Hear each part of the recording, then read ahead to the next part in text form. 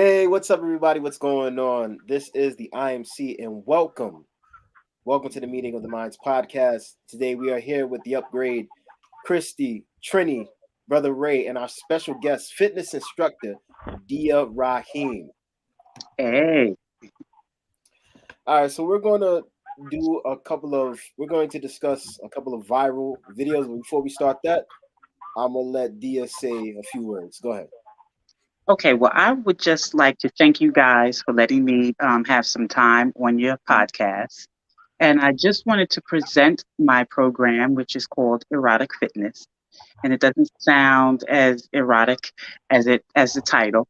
But just to give you guys a little bit of a backstory, I used to work at a gym in Brooklyn, and I was asked to sub a fitness class.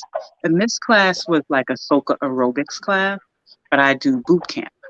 And so I was asking the ladies to hip raise, and I'm not sure if anyone is familiar with what that exercise looks like, but you're laying on your back, your knees are bent, and you lift your hips up off the floor and you bring them back down. So those ladies, some of the ladies in the class were not happy about that. So it just dawned on me to say, the hip raise should remind you of an erotic or an intimate movement, right? And if you cannot hip raise, then you should ask yourself, what have you been doing? And the only man in the class was the only person that laughed. So, it just seemed to bring home the fact that we need strength in all areas. You hear a lot of complaints about, he didn't even do this or he can't even do that. He can't do all the work by himself, you know. So if you're unable to lift your hips up off the floor there, then we should be asking what we are doing. The very next morning, I saw one of those ladies from that class hip raising with a kettlebell.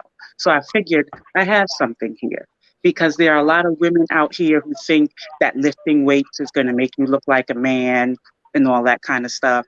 And I'm here to dispel that myth. We have a lot of different physiques out here. Lifting weights is going to create a whole array of different physiques. And there's certain types of programs um, for that. But the other thing is, unless you want to look like a man, then you can go and get yourself some human growth hormones. And they even have different ones as far as that's concerned, as far as what you want your physique to turn out to be. So I'm just here to let the ladies know that, let the ladies know that we need mobility and strength in the bedroom too, and in everyday life. I That's like you. right. Thank you. That is That's Uh, right. that is some powerful stuff right there. Yeah, I have a commercial for that, and the guy that did the whole commercial for me it just validated for me that men think about this too. And he shared that he had a week erotic fitness experience with someone, and needless to say, he didn't call her back. Then on the flip side of that, I had a client, a female, who, explained that she couldn't keep up, her endurance was off, and she was embarrassed after the whole thing. And nobody needs to go through that. We're getting together to have fun and feel good. And I just want women to feel like they can own that space as well. You know what I mean? There's some men out there that want to get jumped on and, and be dominated sometimes. And Right. that's okay. Right. As women, we can do that Right. too. Go ahead, girl. I like it. I like it Thank already. you. Thank you. Mhm. All right. So, if you guys ever want to sign up for Dia's erotic fitness, um, what would be the best way for them to reach you?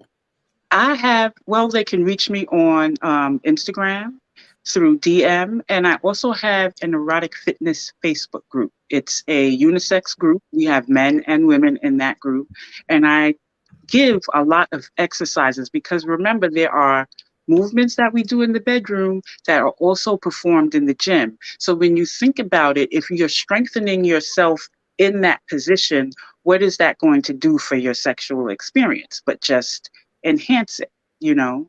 So we do a lot of enhancing these days. Why not do that? Why not enhance that experience that you're having with your partner or whoever? What's the name of the page? It's Erotic Fitness. It's a Facebook group. And I'm on Facebook as Makdia Rahim. So if anyone is interested, you can hit me up on Instagram at Dia's Fit Rebels. Well, I And we just can joined. connect. And so if I anybody else, see. I will let you in. yeah, so if anybody else that wants to know more, I will give you the link to the fitness group on Facebook. Dia, thank you. And now we're going to get right into our viral clips. Now, a couple of weeks ago, me and Ray, I was looking at some stuff and I was like, this would be a good topic to talk about. So I found 3 viral clips. And they all have to do or deal with the word men. So I'm going to play one of the first clips. And it seems small and minuscule, but it just really talks about something. To me, it kind of sounds silly, but I'll show you exactly why I picked it. All right, here we go. Soup is for women. Men cannot eat soup. It's way too girly. You're going to take a little spoon and put it up to your little lips, and you're going to swallow a tiny little spoon. You're going to swallow a teaspoonful of food. It's weird. It's wrong. Men should not have soup ever. It's weird. It's not manly. You need to eat only meat at all times with your hands. It's just odd. Soup is weird. It's weird like that. It's water. All right, so how do y'all feel about that? Can I just say something real quick? At some point, we have got to stop letting white people like this matter. Because literally,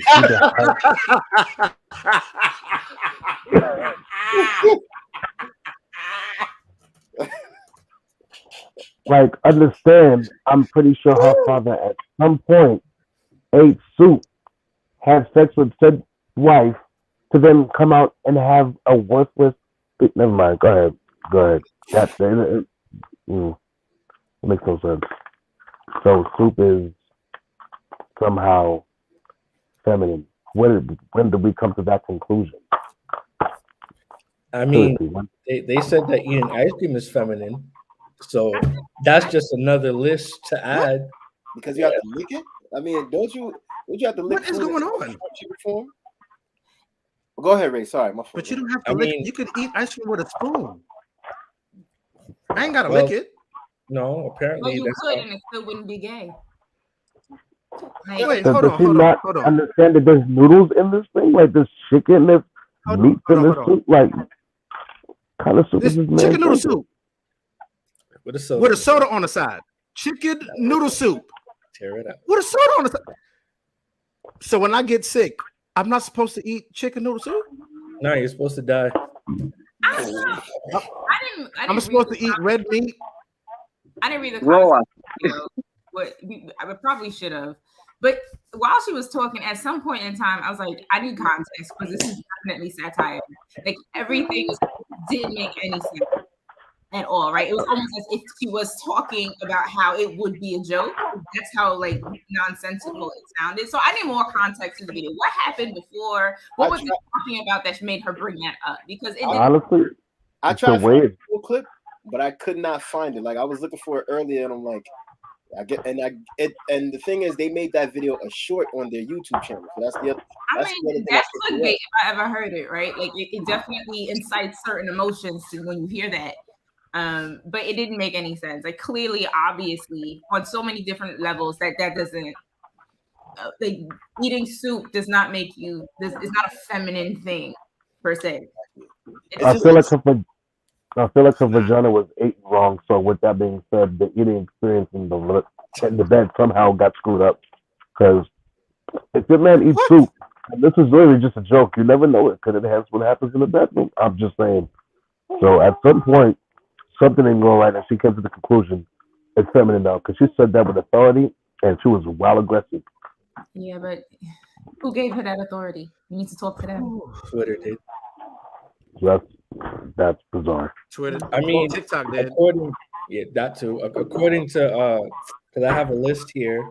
According to the lovely people on Twitter, a man can't laugh too much or too loud. He has to have a calm chuckle with a deep voice. No more than 3 ha-has.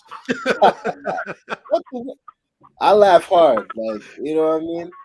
Go ahead. And also, you can't listen to R&B, so it got to be, drill music. And Are those from the list? Are those from the list that you sent in the chat? Yes. Can we pull that up so we all can see the list? Pull it up. Yeah, pull it up. All right, let's. This Because is wild. Only a woman And I ain't gonna lie though, I showed about a friend this list, and she laughed. And she yeah, was like, you know what? Wait. Did she laugh or did she really laugh? Because that's important. All right, so give me one moment. She I'm gonna really pull laughed. this. Like Yeah, because she knew it was real. She was like, you know what? Some of this stuff is real. Like, I'm like, you're wild. I'm like, this list is live. This is wrong. This is why I want to pull up the list, because when I read it, my first thought was like, what's wrong with any of these things? And then 2 of them really stood out to me because I feel like they didn't really fit within the other things that were on the list. I think one of them was a nice guy. They said like girls don't want a nice guy. And I was like, well, we have to find what a nice guy is, right? Like we can't just say like a nice guy that's like a person. And then there was something else, but all of those things that were on the list are essentially things that I would personally want in a partner, or like hope to be able to experience with someone. Ooh, can we make that bigger? Who's gonna read the list? I'll read it. Okay. That's a long list. You gotta go by sections. You don't gotta read all of it. All right. Things men aren't allowed to do. Ideas by jobless bitter women. Run for the bus, hug their boys, walk, say hey to their friends, exist, hang out with a group of girls, eat yogurt, go for cocktails with the man dem, eat dessert, skate, can't laugh too much or too loud, has to be a calm chuckle with a deep voice, no more than 3 ha-has, can't use an umbrella, I'm sitting in the world, can't wear a rucksack, I don't know what that is, carry a power bank, cook, wear glasses, be a nice guy. Well, I'm out the game. Girls born after 1991 hate nice guys, don't know what that means. Eat biscuits, you can't tie their shoes. I can tell you what it means. Wow. Being ignored by the. I can't eat a biscuit. Do the candy. I can't drink pink strawberry lemonade from Wendy's. Of course not. See, this is why. Oh my God. Drive with 2 hands. That This means is why. Eat bread, get it before your meal. Eat Frosties and Cocoa Pops for breakfast. Hold on to the poles of the train for our health and safety. Not being able to finish all your food / access to have your food wrapped to take away. Take naps. Drink out of a straw. You can't even take a nap. All right, so you see, it's ridiculous, but I'm going to tell you something, right? Because as I look at the world, right, there are lots of other things that they say men should not be able to do, right? They say if you're going to eat like ice cream, you can't fit the whole thing into your mouth. You have to bite from the side. Or if you're eating a banana, you got to break up the banana, shake it like dice, and then eat it. Like, it's so ridiculous. Like, yo, I should be able to enjoy a bratwurst without you looking at me and be like, oh, you got a glizzy. Like, since when did food turn into the human phallus? Like, I'm just trying to understand. Like, when did we get so fragile that we saying like, oh, nah, if you eat that makes you gay? It's food. It's not my problem. Eggplant is grown this way, or zucchini, or cucumber. Like, it's not my fault.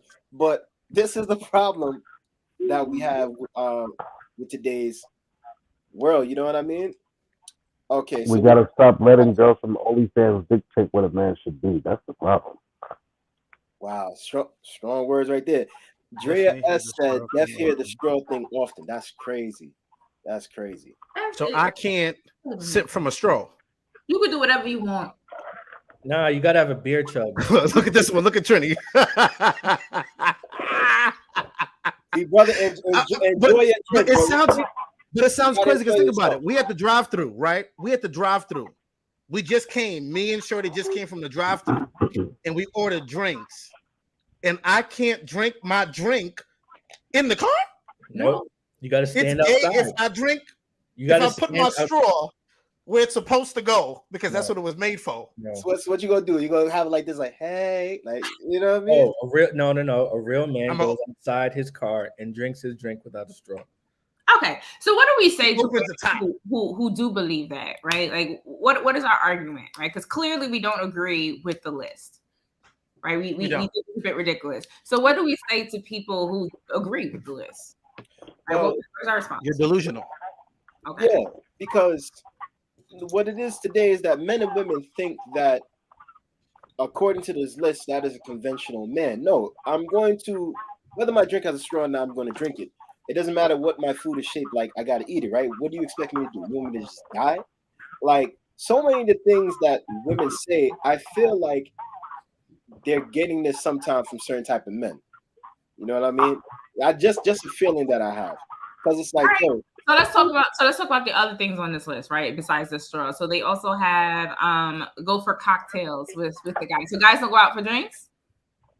Of course they do. They drink Heineken, right? Like, is that are you guys not supposed to go out and hang out with your friends? It depends. I think it depends on the drink, though. It depends on the drink. Yeah, a martini.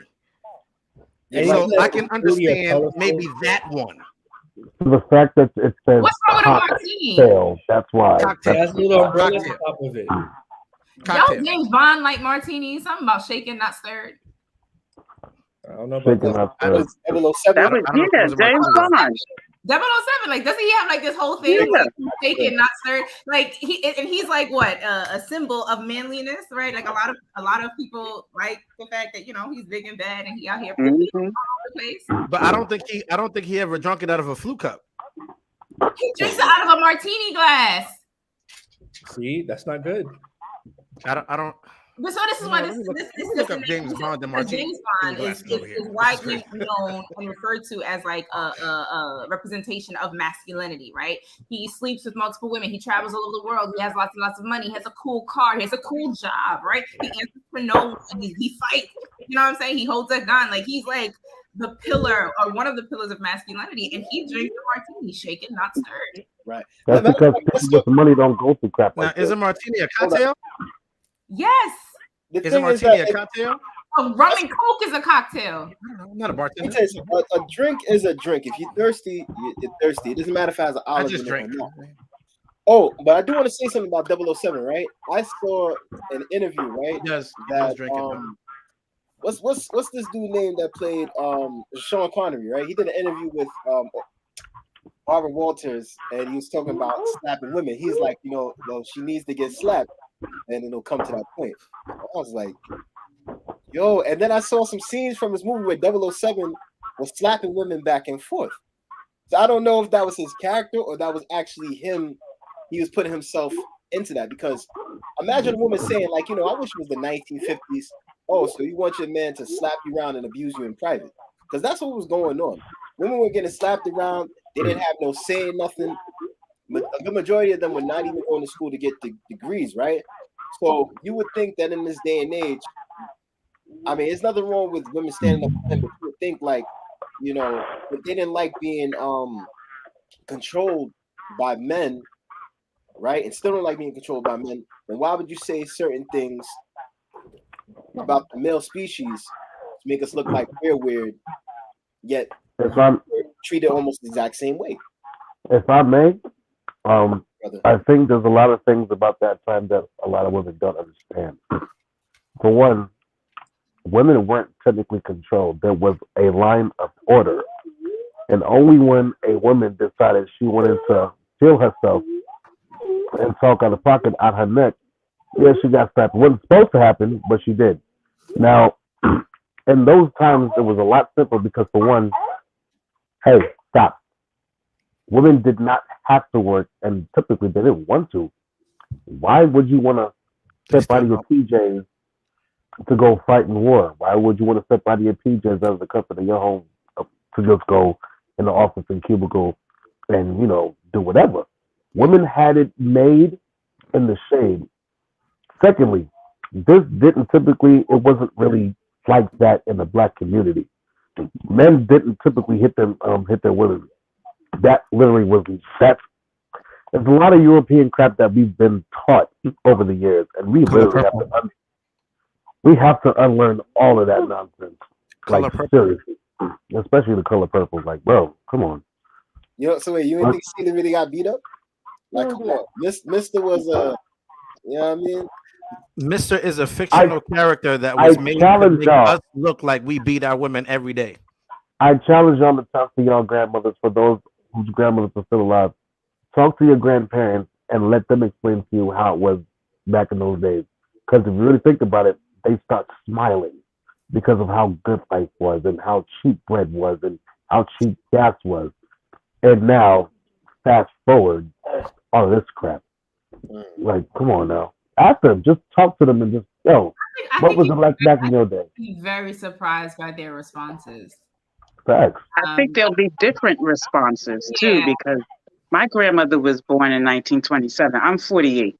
So I come from a lot of those people that came from that era. The ladies that I come from, they didn't tolerate anything from men. Like my great grandmother had boyfriends. After her first husband, yes. And she had her own beauty parlor.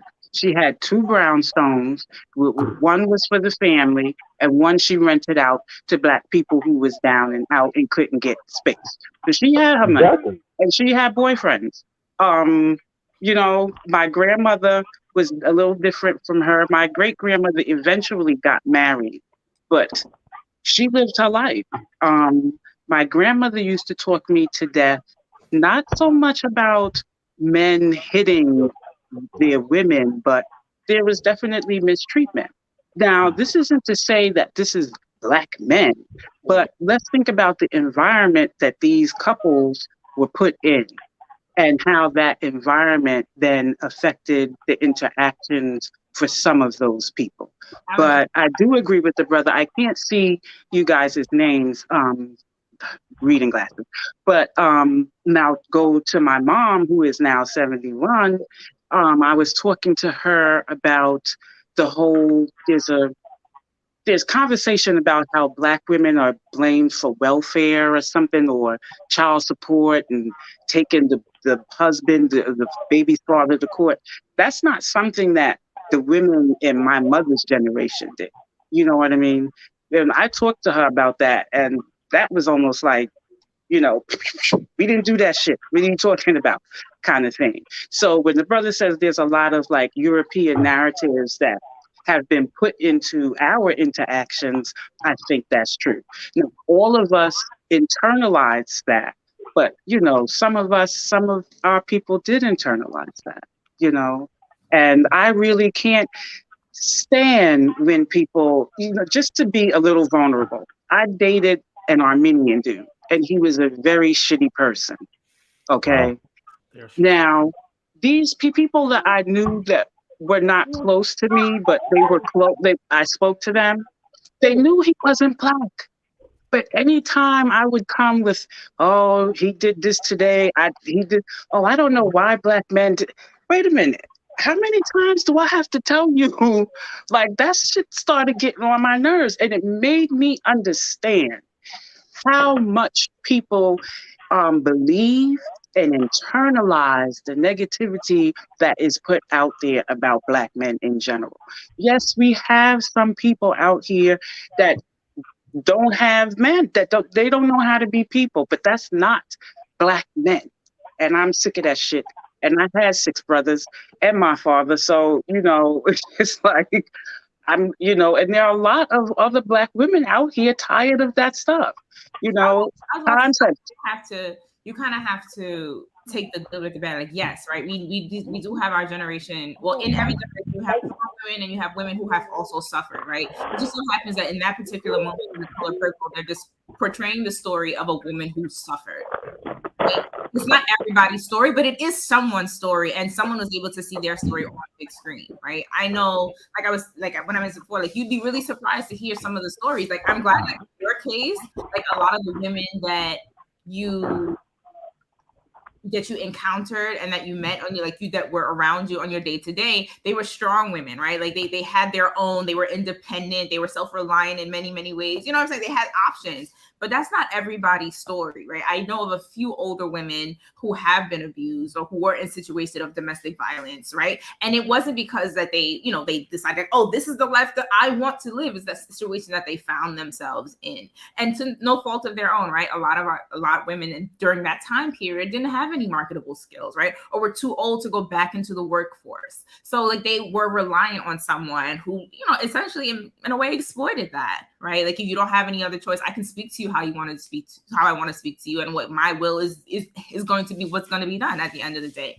So we can't like discredit that. Now, that being said, they often bring forth our terrible stories because that's what they want us to be known for, and that's what's profitable. Like I said in the other podcast, that's what's profitable, unfortunately, and we do feed into it, right? We purchase tickets and we buy the merchandise and stuff like that, but it is somebody's story. Let's remember not to discredit that when we do talk about going back in the day, like, oh, when women say, oh, I want to go back to the 1950s. Yes, that's somebody's story. It's not everyone's story, but it did happen. But now the question does become, is that majority of people's story, or is that a small section of people's story where now people today are making it seem like it was everybody's story back That's what I'm trying to get at. Yes, because it wasn't everybody's story back in the day. I think it happened to enough people to the point that generation tried to train the next generation as a whole to avoid that kind of scenario, right? They sent their girls to school to be educated so that they can be independent, so they don't have to rely on men and find themselves in that situation. A lot of my mother especially expresses, like, you know, harps the idea of being independent, like have your own, you know, like you can, when you join with a man and you get married and you have kids, you guys are together, but have your own independence at the end of the day. So in the event that I was to find myself in a situation like that, it's not something I would plan for, but I would also have an escape route. A lot of women didn't have an escape route just due to the times. Right. And also, go ahead. My bad. And also in dealing with that, right? That means I'll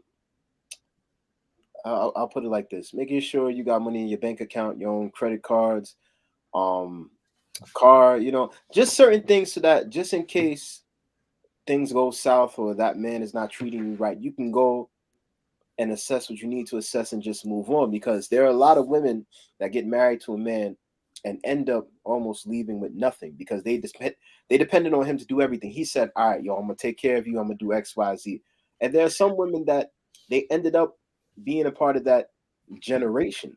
But it's like now there is a choice. There's always been a choice, but sometimes a man can look so alluring to a woman or look like he has it all together that they'll be like, yeah, you know what? If he says he's gonna hold it down, I'm gonna hold him to it. Like, but that's not always the case.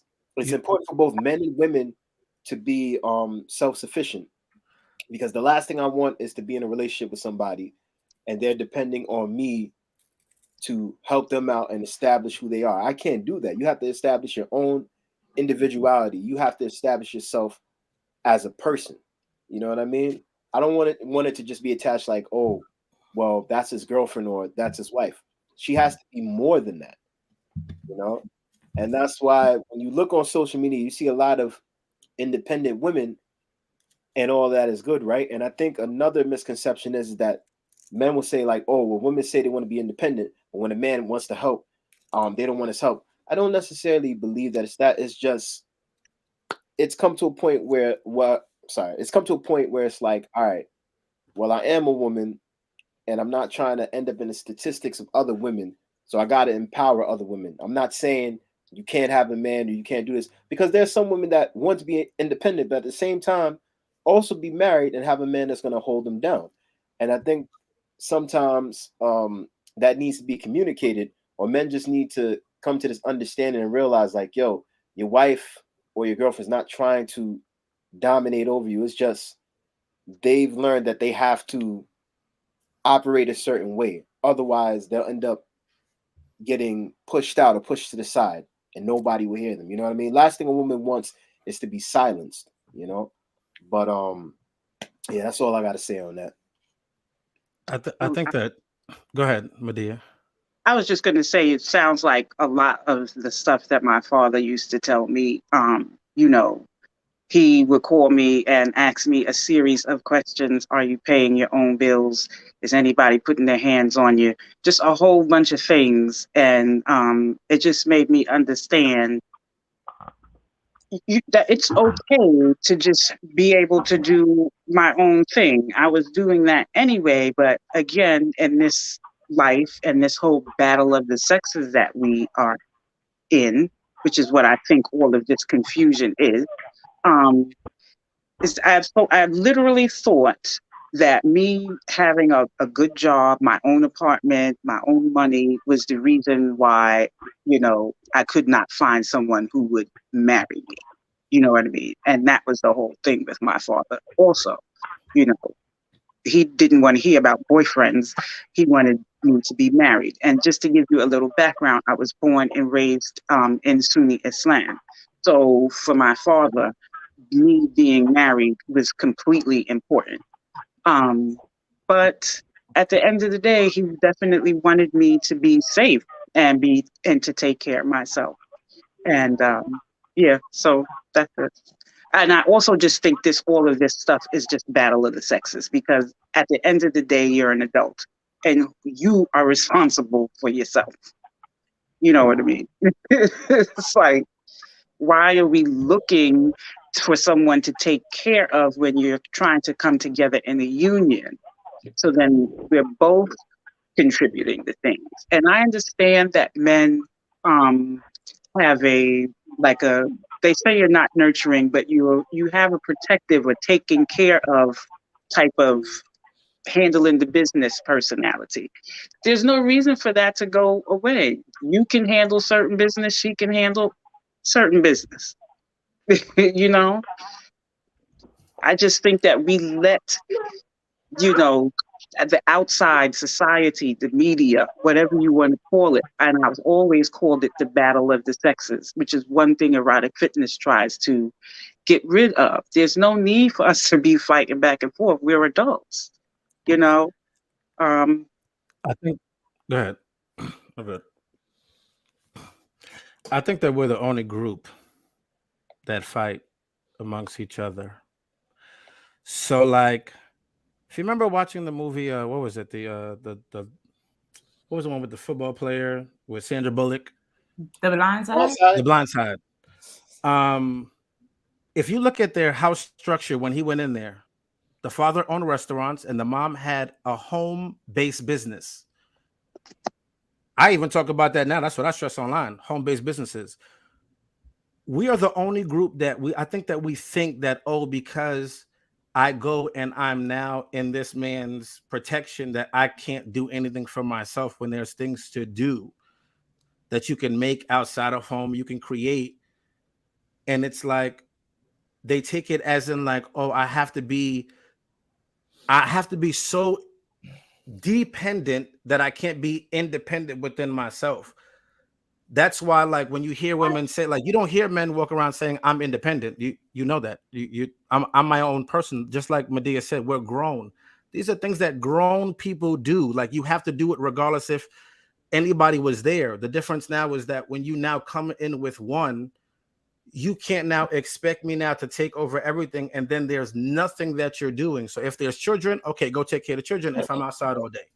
You know what I'm saying? Like, there has to be a balance, but there's not to say that now you're in the home and you take care of the kids and there's nothing else that you can't do inside the home. So now you feel like, oh, I've seen plenty of other groups where the women literally work inside the home because you can make millions inside your home, just a home-based business. You can get the same thing, like have a brick and mortar. But we're the only group that, I mean, majority of people now, they're changing their minds and now they're doing it. But we've been for so long where it's like, oh, this man got to take, and there's nothing that I can do. And it's so, no, there's plenty of things you can do inside the home where somebody's not dictating, like, oh, well, I'm the one that's bringing all the money, the cash, and there's nothing that you can go do. And we've been online for years. We have online. People sell things online. So it's not like we don't have the model or the structures. It's just that we literally get into it where it's like we fall for people just because of feelings. We're not even thinking about the tracks that people are going on. I'm going this way, and are you going the same way I'm going? Because if not, we're going off of feelings. And by the time you get to that fork, that's where all the fighting and stuff comes from, where we're going with the battle of the sexes. If two people are on the same plane, we're going this way. We want to go open a restaurant together, or I want to have a business. We're on the same page. Many of us ain't on the same page today because it's just like Medea said, we all on this independent. I want to do my own thing. You want to do my own thing. We've been taught by people who are married to be independent. How stupid does that sound? People who were married, and then they tell their children, oh, be independent. You don't need nobody. And then now when you get to society today, how many women are single and by themselves? Did it work for you? It didn't work for you. It doesn't work for you. Not every man is working for me right now. Not every man is going outside beating people. Not every man is going outside wanting to control. Not every man is doing that. You have all of these movies and all. I even posted up the other day the men in movies that women will never forgive. Tyler Perry movies.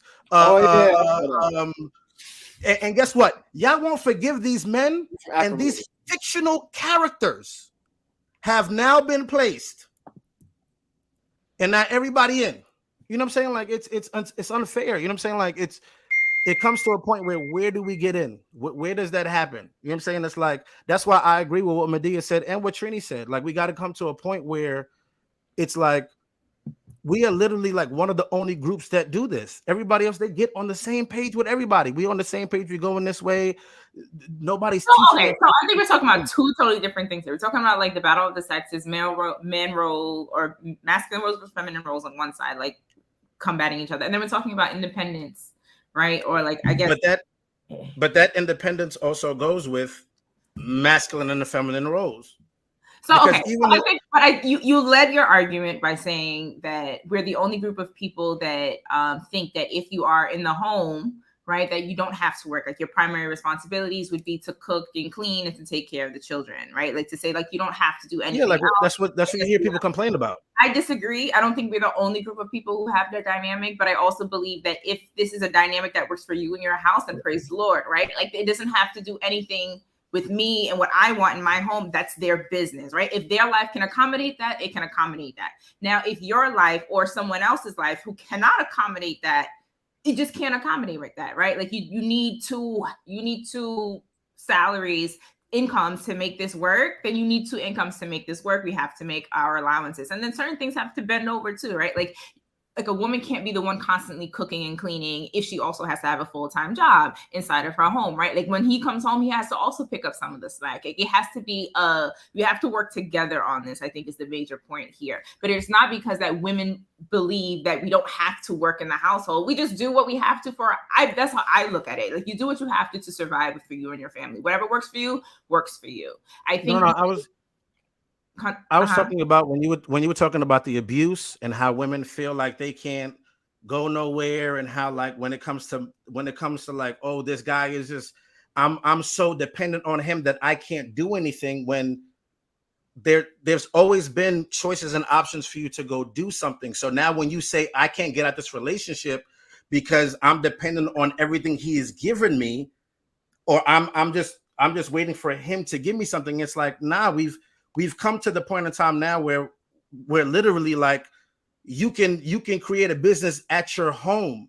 Yes, so, but I also think that you're talking about a generation who grew up in a time where the internet is starting to become popular, right? There was a time where you had to leave your house in order to make money. And that's the generation that's teaching us now, or giving that advice, right? Always make sure that you have your independence, yada, yada, yada, so that when you come home, even if you have to work from home, whatever, you have your own independence. Not everyone is willing to do that.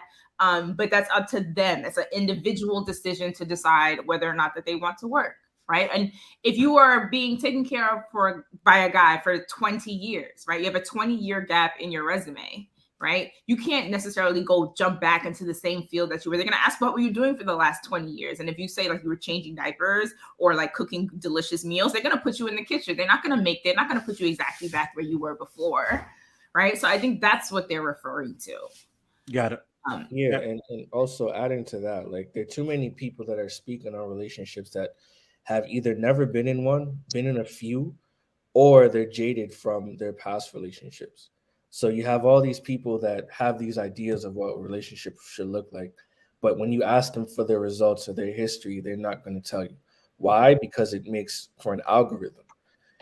You have two spaces in our community. You have the men's side and you have the women's side, right? So the women are saying one thing as a collective. The men are saying one thing as a collective. And then when they get together, the messages get confusing. So I have to agree with Christine when she said that it's not just us as a people that aren't quote unquote getting it right. It's everybody, right? Because the reason why it seems like it's us is because that's what our algorithm shows. You'll see like a Kevin Samuels or a Cynthia G, or you'll see those people within our algorithm because that's what people are promoting. That's what people are pushing. But when you go outside or you step outside and you hear other groups have the same issues or the same problems, then you'll realize it's not just us, but it's everybody. And it's only us because we're more vocal about it than everybody else. And when it comes to the household, I personally believe that, like Christine said, what works for your household works for your household. But on top of that, though, I do think that people tend to misconstrue parts of the Bible to try and make their point.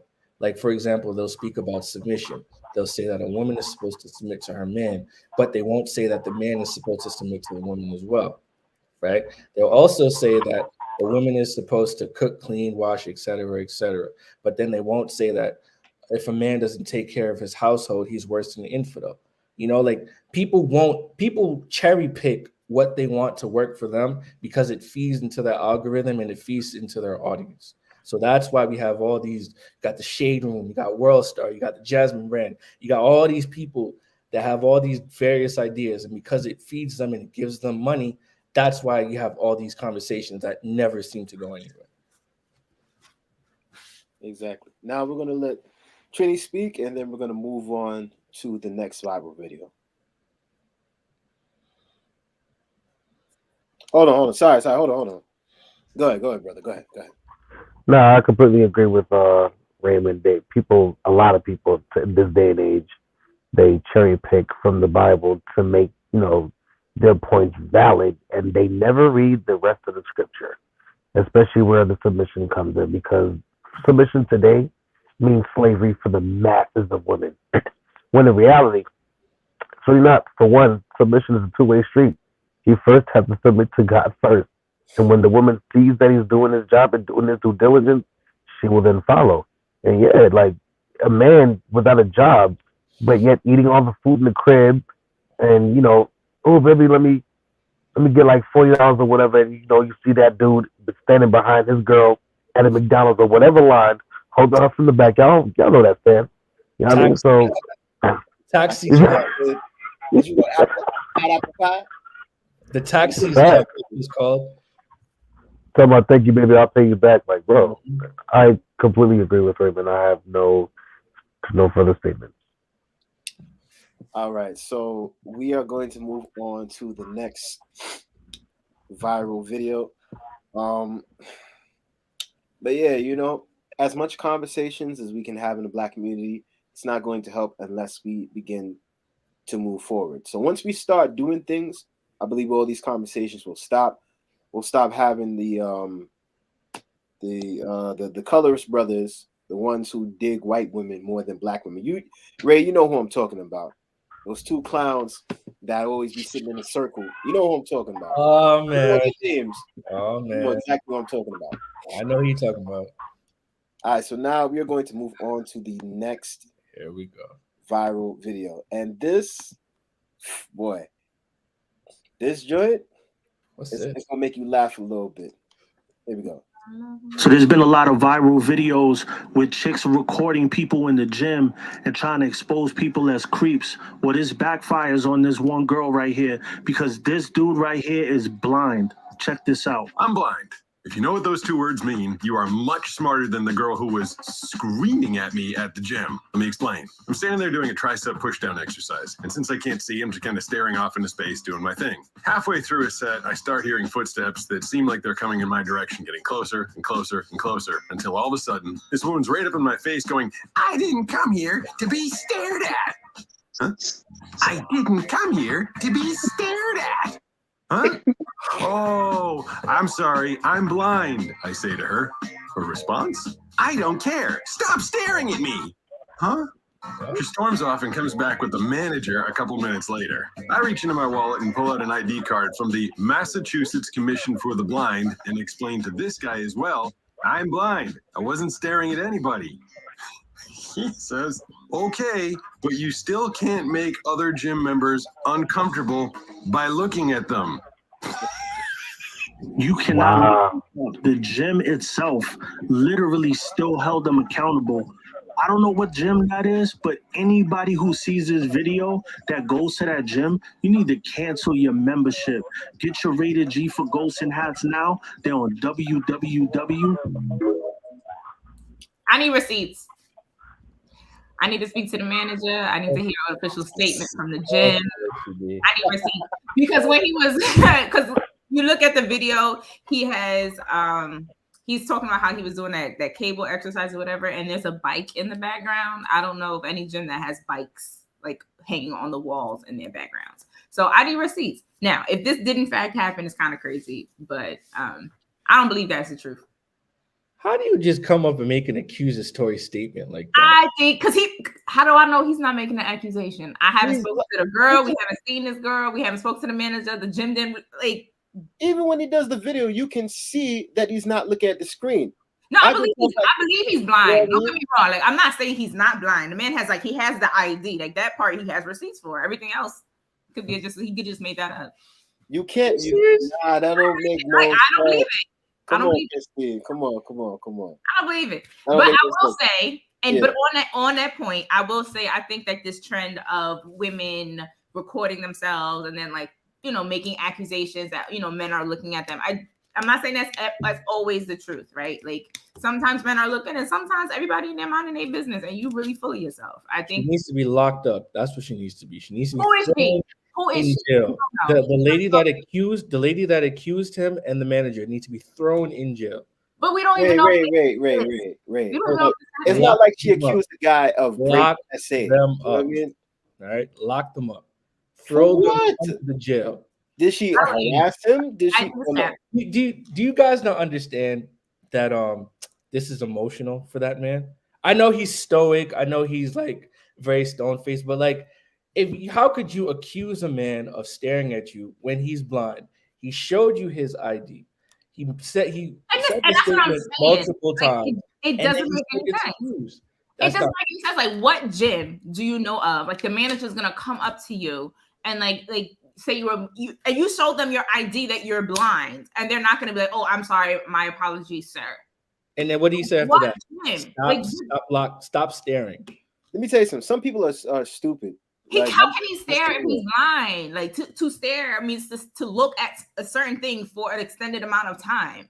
If you can't look, if you can't see, you can't look. So therefore, you cannot stare. So what should he have done then? Wear shades? He doesn't have to do anything. But you just sat here and said I don't think he was first of all, like I said, one, I don't think the story is true. But also, two, there's no manager that's going to come over to someone who identifies themselves as being blind with an ID and then say, oh, you have to stop staring because it's going to make other people uncomfortable. He's not staring. So it does not mean that it didn't happen. But I want to say one thing real quick. I've seen a lot of these videos on TikTok where women are working out and they're like, oh, why are you staring at me? Well, obviously, dude is staring at you because you look good. Now, obviously, he shouldn't be eyeballing you like that. If he really wants to say something, he could be like, yo, what's up? But most men are not going to do that. They'll see a fine woman on the street and glance and be like, yeah. You know what I'm saying? But it doesn't mean that it's right. But at the same time, that whole camera thing being like, yeah, I got it right here. Really? Is that what you're going to wait? You going to tone and fit? You think people are not going to look at you? I'm just saying. Wait. Question, Christy. Okay. Question, Christy. So you believe he's blind, right? He had the ID in the video. That's the only thing. Okay. So what clout would a blind man get? Thank you. From telling this story? I don't think he's not seeing no stars, no hearts on social media. He can't see nobody, no likes. How many people like he doesn't have to see the likes in order for them to be real. As you were saying earlier about your home-based business, social influencing is a home-based business. Potentially, you could do it traveling, whatever the case may be. He can create a story that will garner enough revenue, enough clicks that it gets attention. And so his feelings, so just what happened to him just is disregarded. Like it's just a total farce. Let her talk. Go ahead, Christine. No, repeat your question. You said his feelings is a total farce. No, so then I'm asking then if you're saying that what it is fake, like he's just saying this story, like you don't believe it because you want receipts of the gym and of the people, but then his story can't be valid just by him saying it. Just by him saying it, his story. Because the same way that we believe women when they say whatever they want to say, we got to believe them. You can't just say that right now that a man saying what he said is not valid. So first of all, just let me lead with I would treat a story that a woman gave me with the same like I'm looking for the truth with the same level of like seeking of the truth. I just are you sure about that? I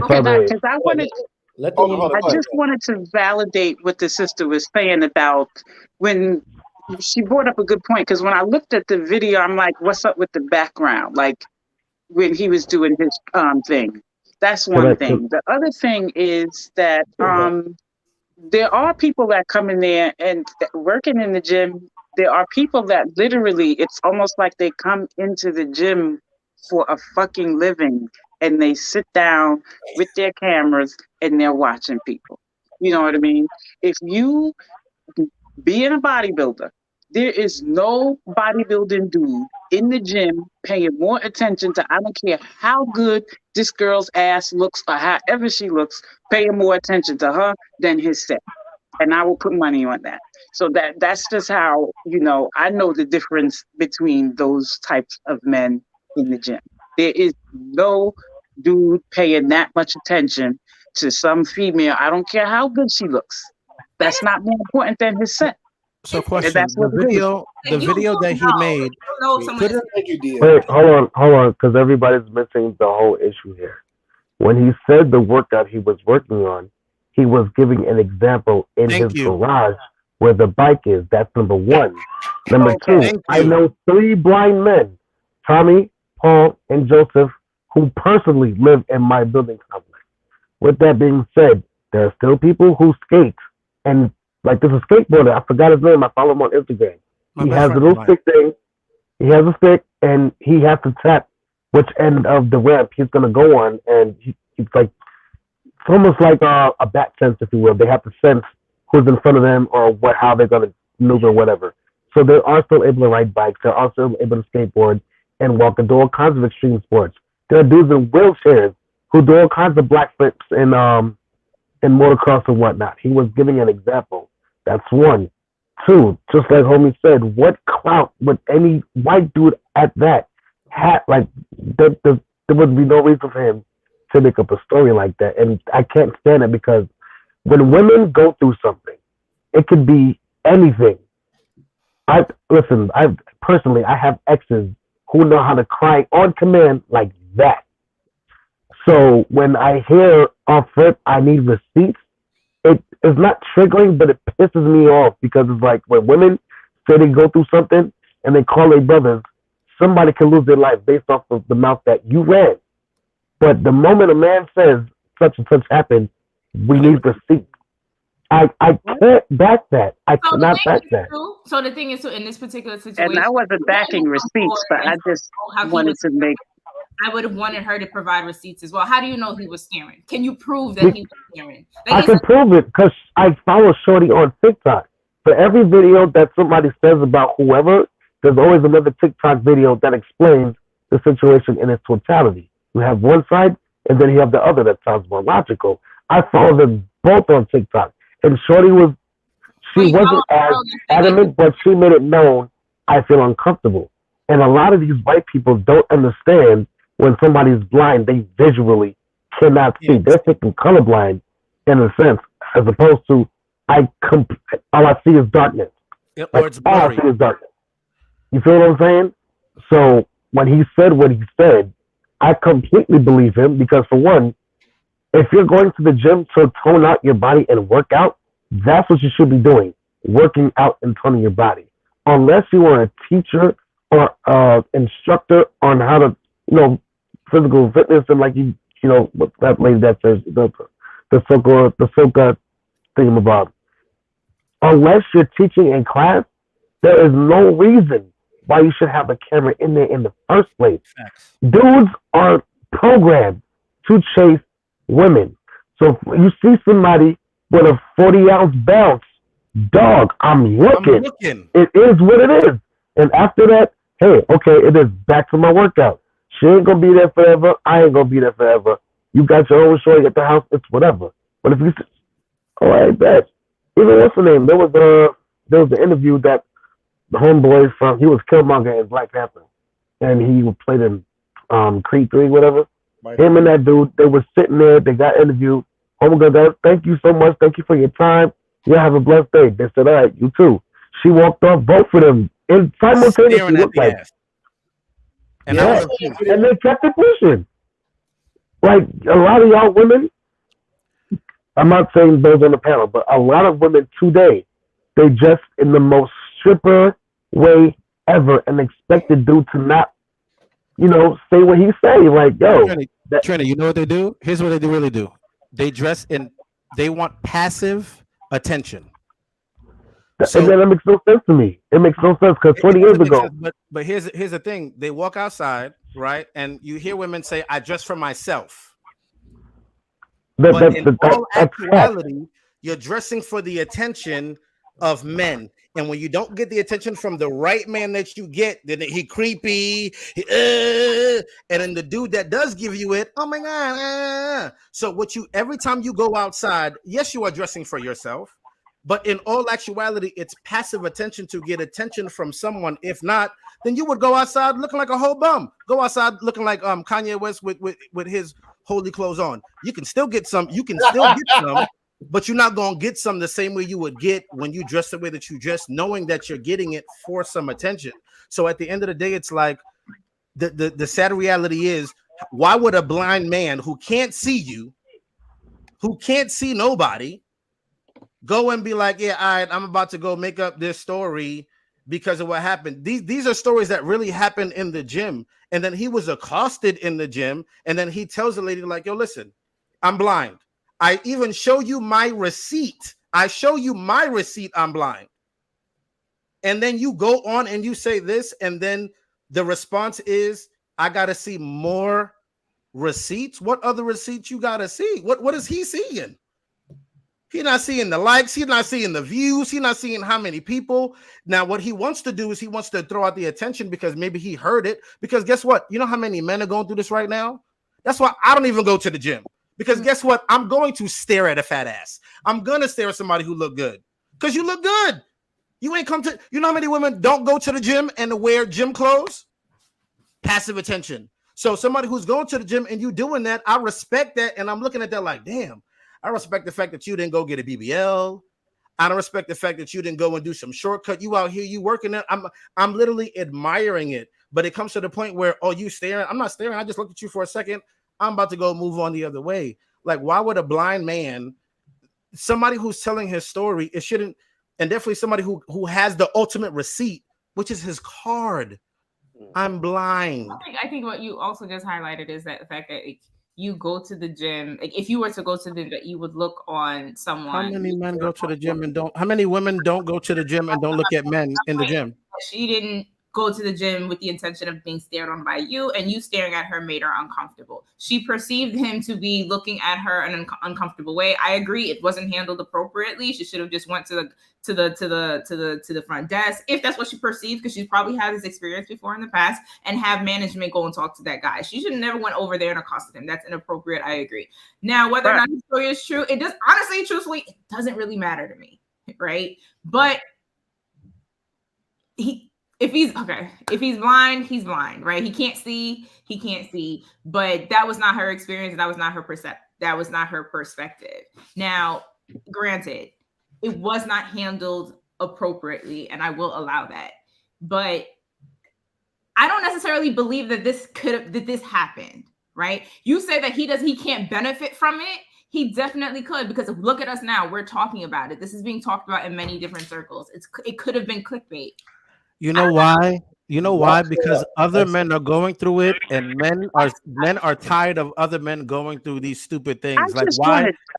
But can I jump in real quick? Go ahead, Medea. As somebody who has worked in the gym, who has been like, I took weightlifting at 14, and I'm familiar with the space. Atmosphere.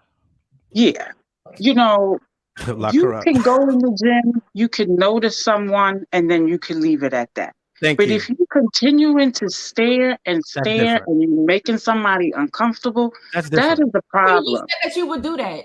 No, I said that I would look at you, and that's it. I'm not gonna stare. I'm looking at you like, yo, you look good, and I'm literally going into my workout, just like what Trini said. Trini said, yo, I see you. You look good. If that's the case, listen. At the end of the day, women know that men are visual creatures, right?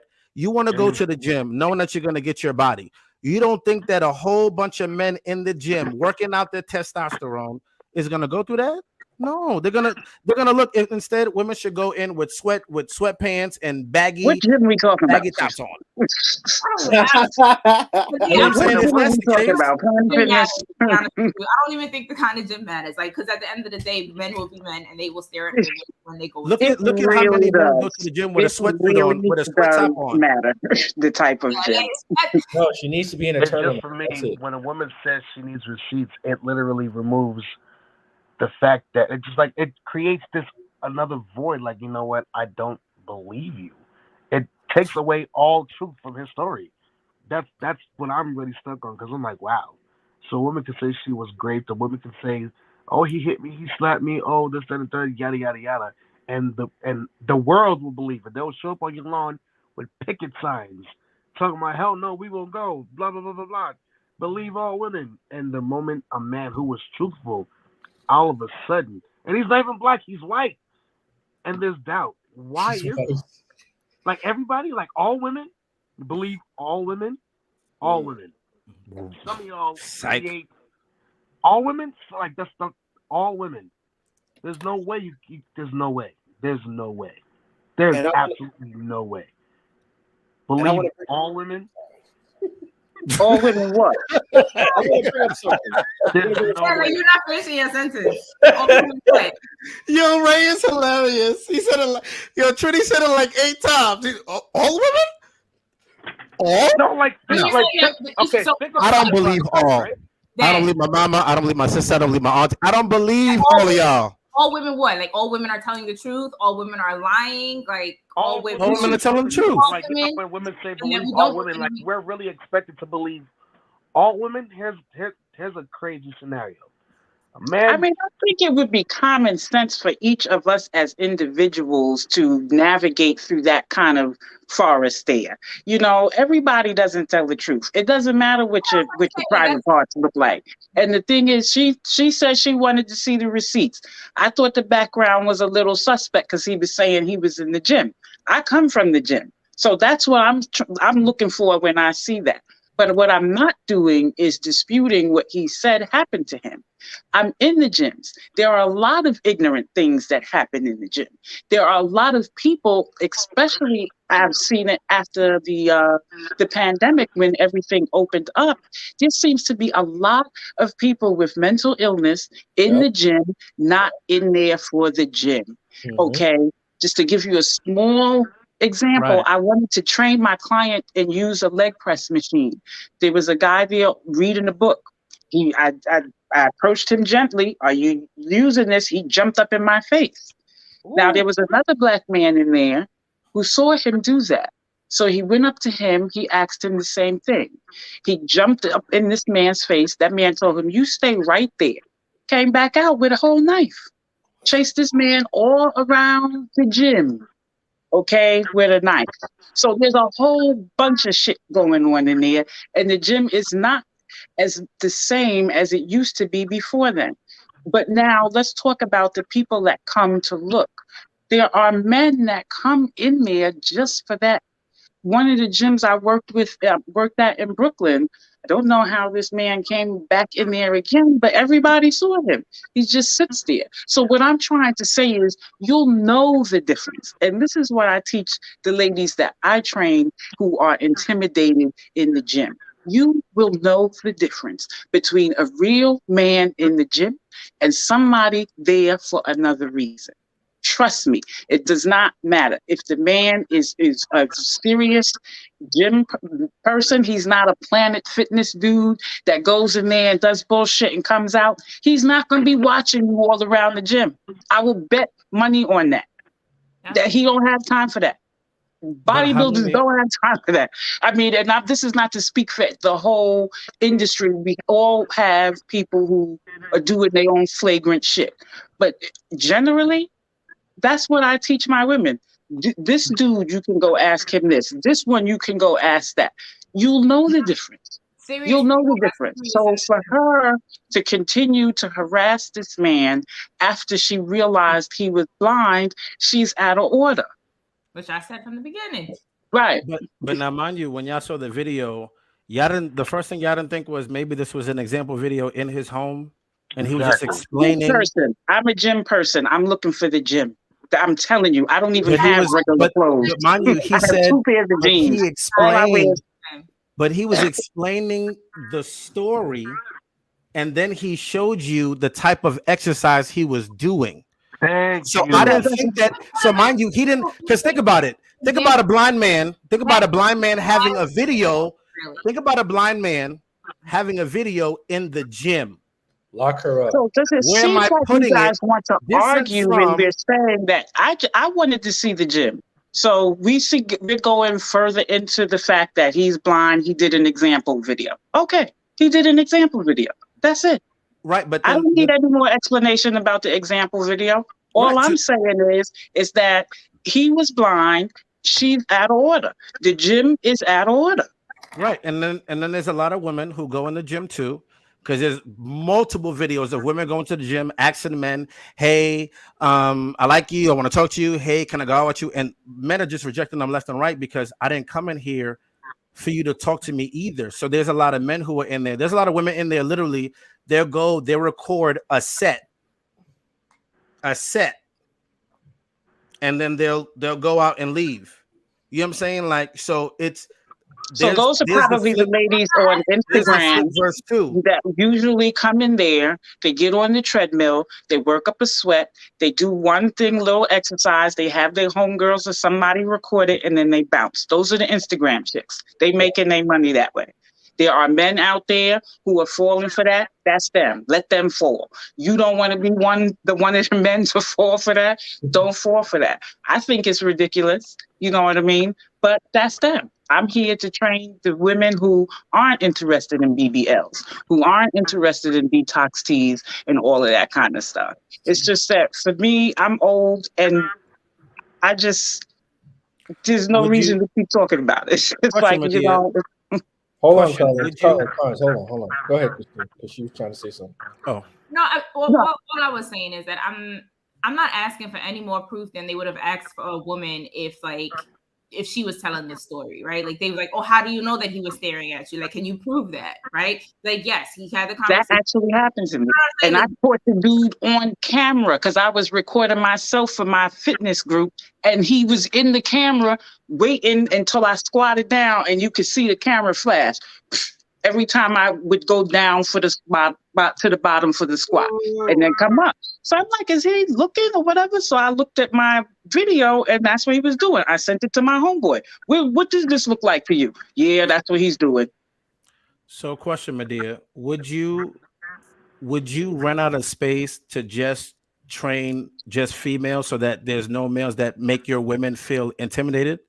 No, because there's a way to deal with that. Why are you letting somebody intimidate you as an individual in the first place? Because you can't. Okay, got it. Like that's the whole thing. I have women who have not gone to the gym because they're afraid of the men. Where does that come from? But then you are afraid. I mean, I grew up with 6 brothers. So now here it is for me to help you learn how to interact with another person that happens to have a penis.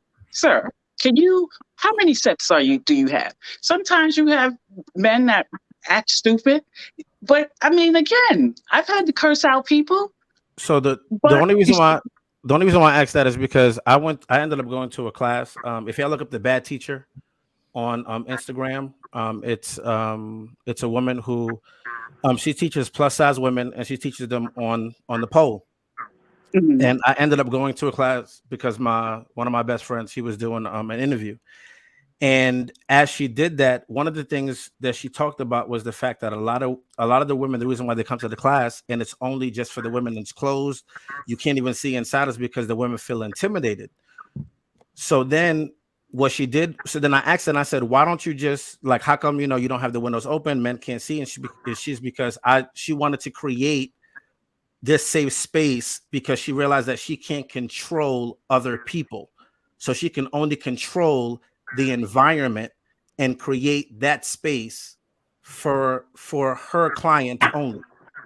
You understand? So it's like, yes, I understand going to the gym, and yeah, there are other men, but now if you know that there are creeps and you can't control them, and not every man is going to the gym and doing that, then how come there's not a space that we won't create so that then you can teach your erotic fitness?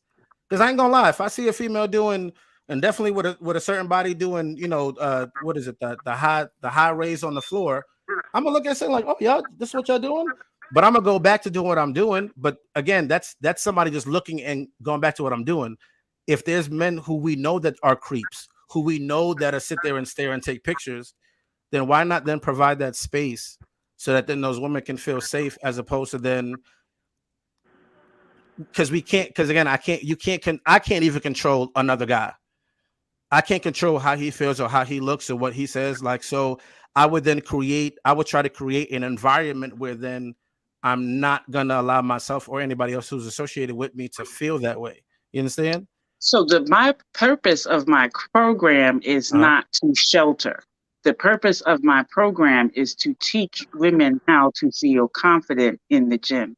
There is really no reason, just on the surface, for you to blindly go into a gym and then suddenly be intimidated by men. There has to be some underlying issue that you are dealing with or have not dealt with that's going to make you intimidated in a space because men are there. So what I am trying to do is remove all of that. So for my ladies who say, this is why I don't come to the gym because the guys, what? I mean, I don't know. I had 6 brothers. They used to take my Barbies and throw them in the fire, and then I would have to I would have to confront them. So that is what I am trying to teach them. There is a way to confront people. We have to get this, they're a man, image out of our heads. I've had to curse out men. I've had to curse out women in that gym for trying to disrespect our space. So then why won't you then create a gym that both men and women, and those men who by membership aren't creeps, then will be unisex? You understand? Like, well, when you want to donate to that cause, I will be right here. I got you. You know what I mean? I got you. But until then, it doesn't mean so. In my life, when I came across obstacles, I had to deal with them. You know what I'm saying? There's no running. There's no, we could go over here and make this little space. There's no reason for men to feel any apprehension or nervous. Like, nobody needs to feel like that. You're bringing in your issues into a space when you meet people you don't even know, and they're intimidating you. I'm sorry. So, I've been through trauma, with men, but I still am not intimidated by them. You know what I mean? You have to deal with your issues. So that's how I teach my ladies in the gym. I have men too who seem a little bit intimidated because they're not like this and they're not like this. And I have to explain to them certain things about how this person is training, about how they're not even doing shit. So don't even be intimidated. So there's a whole plethora of things that will make you intimidated when you don't have the information. And I just want to give the information. There's no reason for ladies to go in the gym and be intimidated. I trained at a whole bodybuilding gym in Brooklyn for a long time called Richie's. Nothing but brolic dudes in there. They weren't paying no attention to people. There was a chick in there, like the ones you described. She would go get on that treadmill. If she started lock the room, put her makeup on, put her lipstick on, and come right back out. And she was there to get people. But they all knew that. There wasn't nobody paying her no attention until after they set or their workout was done. So there are really different levels of fitness and fitness interaction in those individuals. The folks that you described totally remind me of Planet Fitness people. You know what I'm saying? Maybe even Blink people. And that's why I don't go. Unfortunately, I have to train some of my clients. I have a Planet Fitness right up the block, and I had a membership. I just canceled it. Okay. Like I was going in and I was working out, but then it was like I started seeing, it depends on what time you go in, and you started seeing the different type of people that went in. So you started seeing everybody pulling out their phones, and it's the difference of you working out for yourself.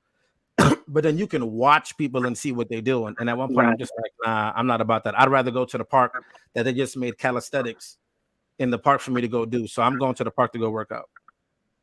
And I record myself there where nobody's then saying, oh, you're looking at me. No, I'm looking at the trees. You came in my peripheral while I'm in the trees. You know what I'm saying? Like, that's what I'm saying. Like, I have to now create a space because you're not going to catch me. I don't deal with Karens. I'm going after all of them. So nobody's going to come at me while I'm working at the gym.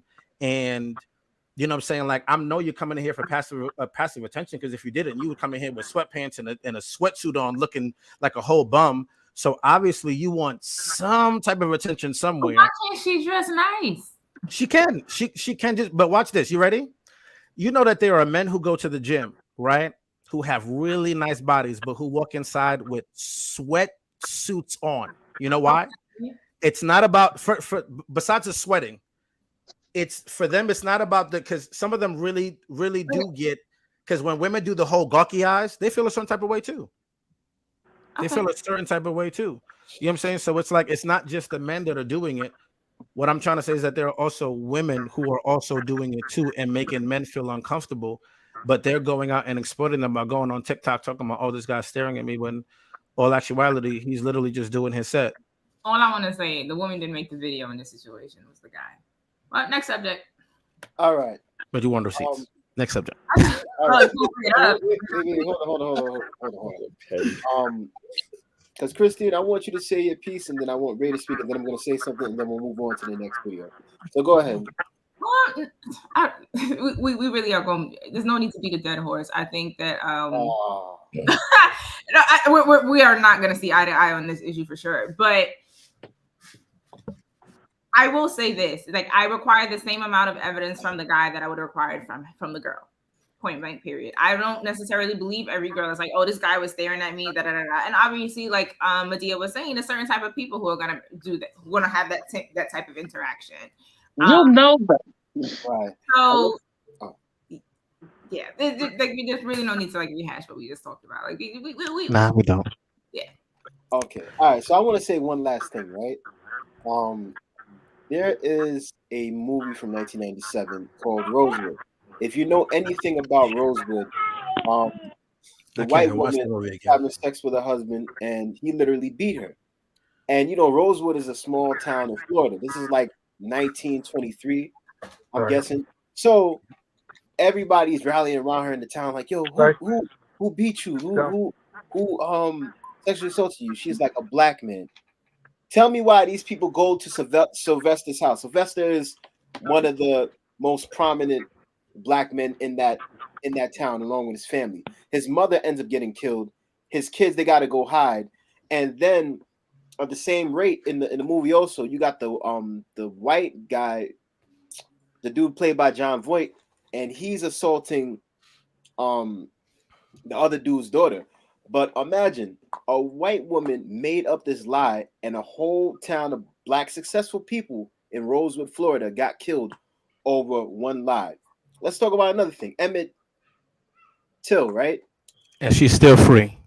Yeah. So I'm saying it is possible for women to lie. It's possible for a woman to lie on a man, cause him to lose his scholarship, make him go to jail, and then find out that he never really raped her. You know what I'm saying? So it's Listen. possible for women to lie. And this dude is blind. I don't think he would go and take the time to be like, oh yeah, you know, nah. And I'm pretty sure someone helped him to edit the video because he has it like that, you know. But we are going to move on, and this next clip is going to blow your mind. So just be warned that it's really. Oh boy. Oh gosh. It's intense. Oh my god. All right, here we go. 20, 30 years old. He's not going to be like, Mom, I hate you because you were a stripper before I was born. Amber Rose's son, Sebastian, said people have came up to him about his mom being on OnlyFans. He said that somebody told him, your mom is on OnlyFans. And There I it was is. like during the pandemic. I had to work. How did you talk to him about it? I just explained everything to him. Like, when it comes to women, you have to let women do what they need to do to support their families. You want to go to a nice school, Oh. Six Flags, Universal, We'll go Six Flags? travel, make money. Is that like something of value that you want to teach your kids? Like, you want them new J's when they come out? Mama got to bust it open. Fuck you mean? I don't give a fuck them niggas ridiculing you at school about seeing me naked on the internet. Hey, bro, this your mom? This your mom? Hey, nigga, this your mom, right? This your mom? Women should be able to do what they want to do with their bodies, but they can't control the stigma that comes along with doing stuff like being on OnlyFans. OnlyFans has a reputation. I think a woman would have to like make her peace with the stigma and be aware that it can negatively affect your children, and don't try to write it off as some empowering thing that you're proud of your son for understanding. This is relatively new, the whole OnlyFans generation. You don't know how it's going to affect your kids. All right, so I want everybody's thoughts on this topic because you already know what I'm going to say. I'm going to let Ray speak first because I'm pretty sure he's going to be a ray of light and sunshine in the subject. Go ahead, my brother. Actually, before we even touch this topic, I think we should let the lady speak first, without any interruption from anyone else. I'll go first. After that, I'll go first if y'all don't mind. We're gonna let Carlins go. Okay. So go ahead. So either or. Go ahead, Medea. I was gonna say, you want to go, Mama? If you want to go, no. Okay. So the reason I'm going first is because I have a niece. She's about 20, 21 now. Her mother has her own like online clothing kind of thing. So apparently, like I don't really speak to her mother, so I didn't see this. But my mother told me she has some pictures up there modeling clothes, you know, and her behind is out and stuff like this. So now my niece was getting shit about that in school. You know, she had to fight 3 chicks because they was, you know, at once, because they was trying to harass her about, you know, her mother being up there like that. She did beat their ass, just to, you know, but but you know, that was kind of a conflicting thing for me. Why can't she get up there and sew her clothes? If some of the clothes got the behind out, the behind is out. I don't think that you know, for each their own, but I felt for my niece. And that's why I wanted to talk first, because I could just imagine what that was like for her, because people just kept harassing her about that. But meanwhile, her mother's just selling clothes. So I think that it's let's use quotations, like it's a problem because people look down on it in many different ways, right? Like this is why it comes up and is seen as an insult. This is why it incites feelings, these anger, you know, and incites fights because it's seen as an insult. Oh, your mom's on OnlyFans. I see what she be doing, yada, yada, yada. But the truth is they only do what they do because there's a market for it and it's profitable, right? Like, I'm not going to try to comfort anybody in their coin because I can't pay your bills, right? You got to pay your own bills, and whatever you got to do to make that happen, you do to make that happen. Whatever market you got to exploit or get into, or to do whatever that is that you got to do what you handle your business. Because at the end of the day, it really is you and your bills. I came from the don't knock the hustle era, so you know, like, gotta do, because like she wouldn't do it if it wasn't profitable, right? She wouldn't have her behind out there if she wasn't getting any coin for it. Like, ultimately, the end game is coin. Now, as far as Amber Rose telling her son, like, oh, well, if you want these nice things, mommy has to do that, I do have a problem with that, right? Like, I feel the conversation should be more like, listen, you're taken care of, you have food, you have water, you have shelter, you know what I'm saying? Like, this is how we handle our business, and that's okay.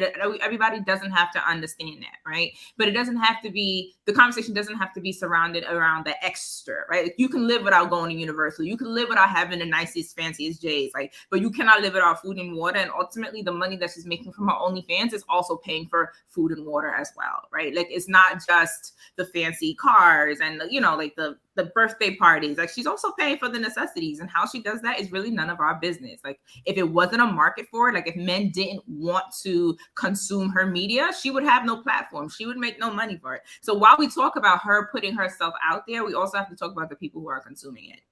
Let me say can I just say one thing? Because people, you know, even when I was coming up, it was like, you know, a whole bunch of shit with the strippers and everything, but there are men out there that want that want to see that. Why? You know, who will we thank God that there are women out there that's willing to do that? Because I'm not going to do it, you know? And, you know, you don't know what kind of release or, you know, that helps them. Yeah, and it's like, I don't know. You could say, oh, it's bad all you want, right? But there's gonna be a man out there, or a woman, you know, we're not choosy, but like who's gonna consume that media, who's gonna click, and who's gonna pay for that subscription service. It's going to let them stay over there. Let them do that. Like, but that's putting money and coin in your mama pocket, because more men or more women, whatever the case may be, want to consume that. But that doesn't mean anything. Hold on, let me say something, right? Christine, you said something very powerful, right? You said it's none of our business, right? And if it isn't our business, why talk about it on a public platform or a podcast? I'm not talking about this, but where she was at, it's like, and let's not be. They asked her a question. She's on a podcast. They asked her a question. What do you think about your son? You know, what do you tell your son about OnlyFans or whatever the case may be? The conversation surrounding it. They posed her a question. It would have, to be honest, it would have been a bit cowardice if she hadn't answered that question, right? Because she's on this platform talking about how, you know, free women and, you know, sexual awareness and all this other stuff. Like, that's part of her brand as well. So to have that kind of conversation when many of the people who follow her, or many of the social circles that she runs in, those people are in OnlyFans, to run away from that would be like, oh, that's a part of me that I'm ashamed of. And that is something that she does. Right. Okay. Right. So she has to address it, because her son will come across that. Like, the kids in his class will mention that to him. It's quite possible. Right. But check this out. Her responding to it, I know this sounds crazy when I'm about to say it, but it makes it 10 times worse, because this kid's gonna be like, oh, so that's how you got them new J's. That's how you got that video game. That's why you got that new bike. Oh, your mom busting it open, even though she didn't say that. That was the guy, the commentator that was doing the video. You know, what I believe is that kids are very impressionable, right? And we could also say, like, yo, why does this child have access to OnlyFans? And it's obvious that kid's parent is watching your mother. We're not talking about that, but also at the same time, hold on, let me see. Having the OnlyFans won't have any effect because his son already knows a brand. It's not even about that. It's the fact that he has to deal with bullies in school, and eventually he's gonna have to fight them. Imagine you getting kicked out of school, or you getting suspended for 7 days. He don't gotta get kicked out. But let's talk about bullying. Let's talk about bullying. Let me finish. Because then that would be considered him being bullied, and then that's wrong. Hold on. You know, because. But it's only bullying if you think it's an insult. Wait. Let me see. Right, but he's going into kicking people's behinds. If you know, it's like they deserve it. Again, excuse my language. Oh, let me say this, right? Like, let me say something. I'll defend you to the death, but if you're showing your goodies on a site where you have to pay a subscription and a fee. It's like, yo, why should I have to fight for you and get myself in trouble because you decided to do that? The You people know, out here doing it for free. wait. And I remember one time, right? And this was back in the day, right? This is like probably the mid 2000s. There was an episode of Maury where a mother and her son were on the show, right? And the mother was a porn star. And the kid said that he got a lot of flack, but he still said he loved his mother regardless. I don't think anybody remembers that episode. But I'm looking back on it now and I'm like, yo, if you're not doing XYZ, then I don't have to worry about this. But the thing is that you're going to live your life however you want, right? Like, it's just like the same way how a child may have a parent that hustles, you know, and stuff, or selling drugs or whatever. It's like, child is going to understand and realize that it's wrong, but it's like, it's not going to be as bad as seeing their parent online selling their body. Like, and both of them, like, don't get me wrong, both are messed up, right?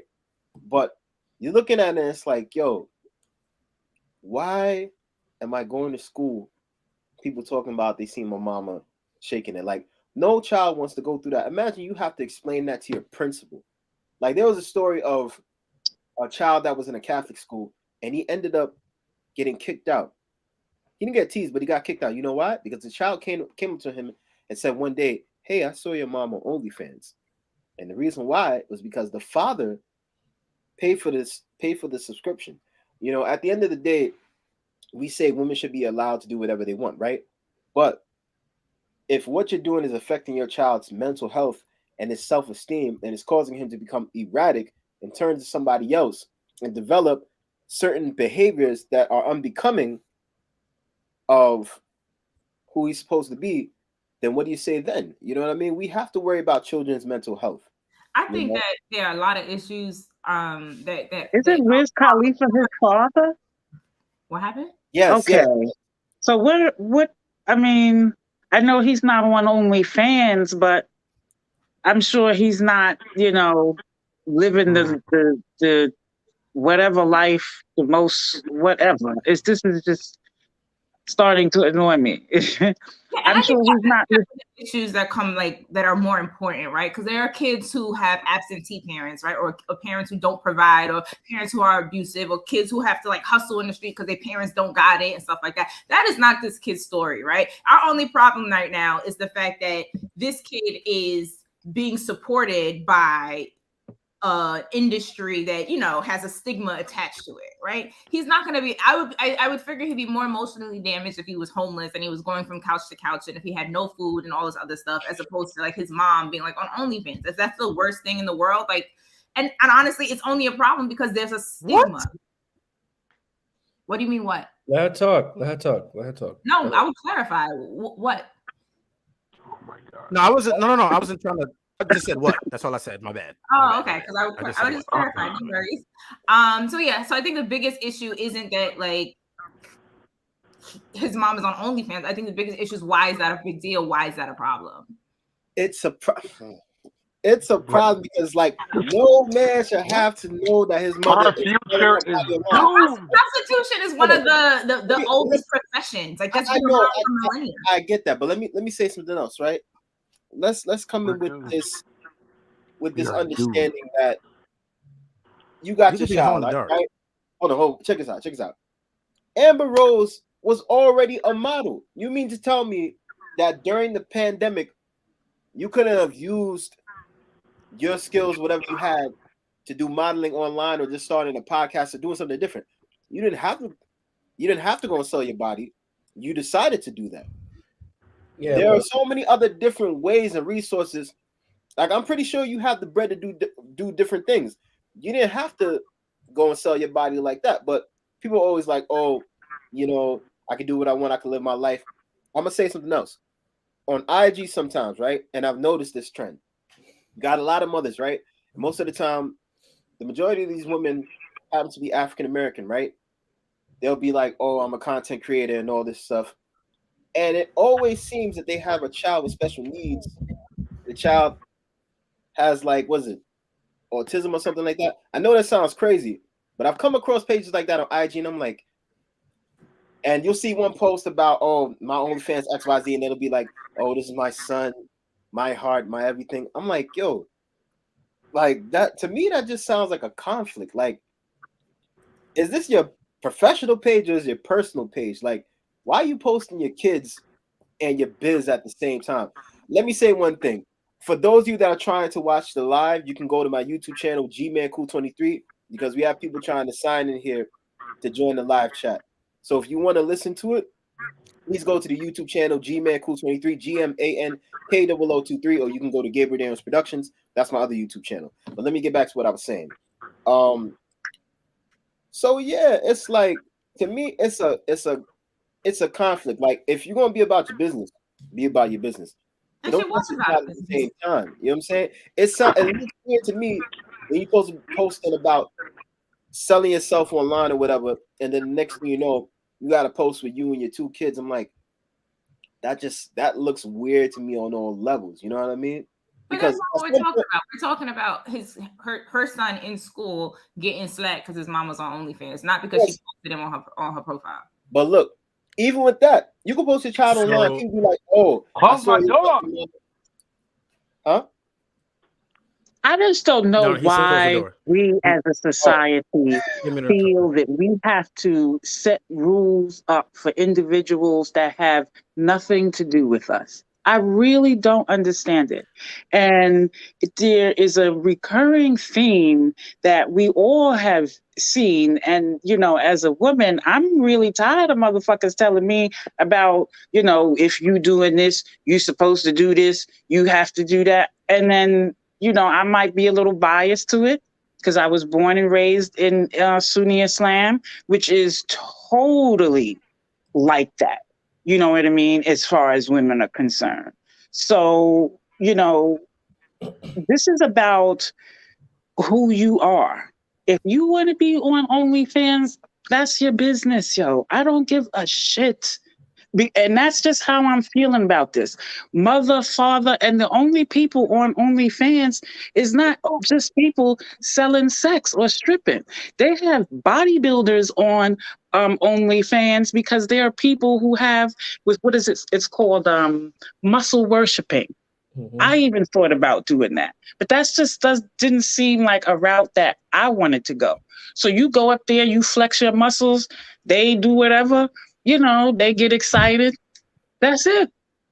I know a lot of people that do that. Bodybuilders, men and women. So it's like picking and choosing these topics. You know, I get a little bit perturbed when I hear, I think it's more Black women. It's like, when are we just gonna stop being the world's garbage bag for the bullshit we don't want people to do? Black women this, it's Black women that. I know Black women, there's things that people have interacted with me on this Black women stuff. I was born and raised Sunni Muslim. Some of the stuff you telling me, I don't even know what the fuck you're talking about. But here we go. You know what I'm saying? At 48, there are still some things that I do not know about outside the Islamic world. And that's just because of how strict it was that I was raised in. So, you know, it's just like enough. It's just enough. We need to stop. Where is Amber Rose's father at? That's what I want to say. Okay, let him talk to her about how she need to go out in the street. My daddy did that for me, and I thank God that he knew I was just like him, that I am his daughter. Because he knew I'm not going for that crap. Telling me what to do, you just go over here, you ain't supposed to be doing. Nah. And he made me very comfortable with describing to me what type of woman that I needed to be. And that was the one I wanted to be. So that came from my daddy. So all of this other stuff with men talking about women should be doing it, women, my vibe is, if you are not the dick that shot me out, I can't hear it. Sorry, because my daddy did his job, and I'm ready to go. You know, I'm man. Wait. You know, you're lucky I'm not. You're lucky I'm not. Yo, you caught me with that one. Nah, you caught me with that one. I mean, it's the truth. It's like nobody. I would have. raised me to take into account any. Huh? No, Trini was trying. No, I said I would have went there too. I have a small issue with the last bit of what she said. See, in the era I grew up in, I'm pretty sure a lot of y'all know about this. This is why it takes a village. Nowadays, you can't talk to nobody cheering. But how I grew up, nigga, the whole neighborhood looked after everybody. And if you did wrong, they went to your mom, and then they spoke to your mom accordingly. Okay, cool. Once them doors closed, that was your ass. Now, it is important as males to instill in our women from youngest to the teenage years how valuable their bodies are. That's number one. Two, where Amber Rose is concerned, for one, Wiz Khalifa saw this coming years before. As a matter of fact, he came out with a song that described exactly what happened verbatim. It's called These Hoes. It's a funny song. Yep. But, and he fell for her. It's like. That being said, your husband is well, at the time, your said husband was a multi-millionaire. Still is a multi-millionaire. And he's also he does bodybuilding. He's in Muay Thai. He does all these classes and, making himself look good. At some point before you have to make a choice. If you have a child, the first thing you should be thinking about is your child, not what you can get him, but what's going to come out of this when he grows up. A lot of kids, if they were bullied like that, they pretty much kill themselves. And you technically can't blame the bullies, because if the bullies had nothing to chat about, you would have never killed yourself in the first place. She knew what she was doing. She was always a hoe from get-go. From who had her first? I think it was Ray J or Kanye West. She was always this way. Kanye. The issue is, it's up to us as a village to look after, our children who will potentially be adults. We don't want our women in these industries. Yeah, it's sad that, that's what she shows, and there are women that do that. It doesn't make it any less right. Like, bro, you're putting your body on the internet, and I've said this time and time again. If for a small fee of $20, I can see everything from the rooter to your tutor, you cannot then walk out and expect people to respect you as a woman who is, in whatever profession. There's a former what's her name?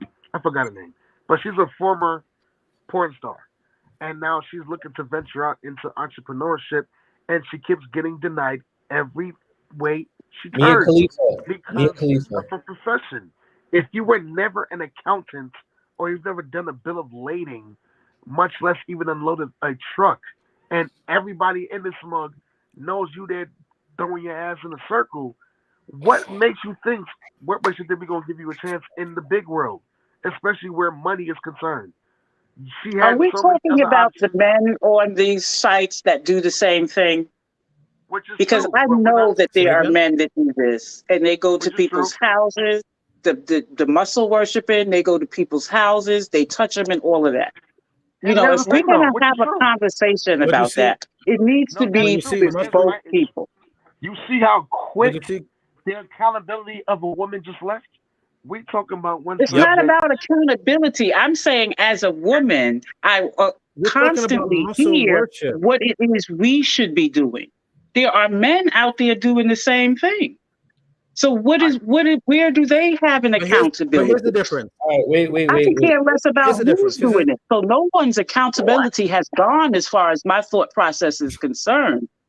I'm not concerned about that. I like Cortez. Right. No. Hold up. Wait.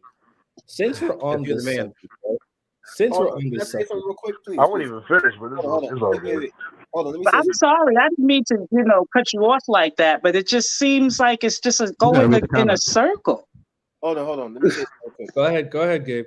All right, somebody keeps on trying to join. All right, let me say this again. Please go to YouTube, go to G-Man Cool 23 or Gabriel Daniels Productions. We are not looking for another panelist. We already have the people that we need for tonight.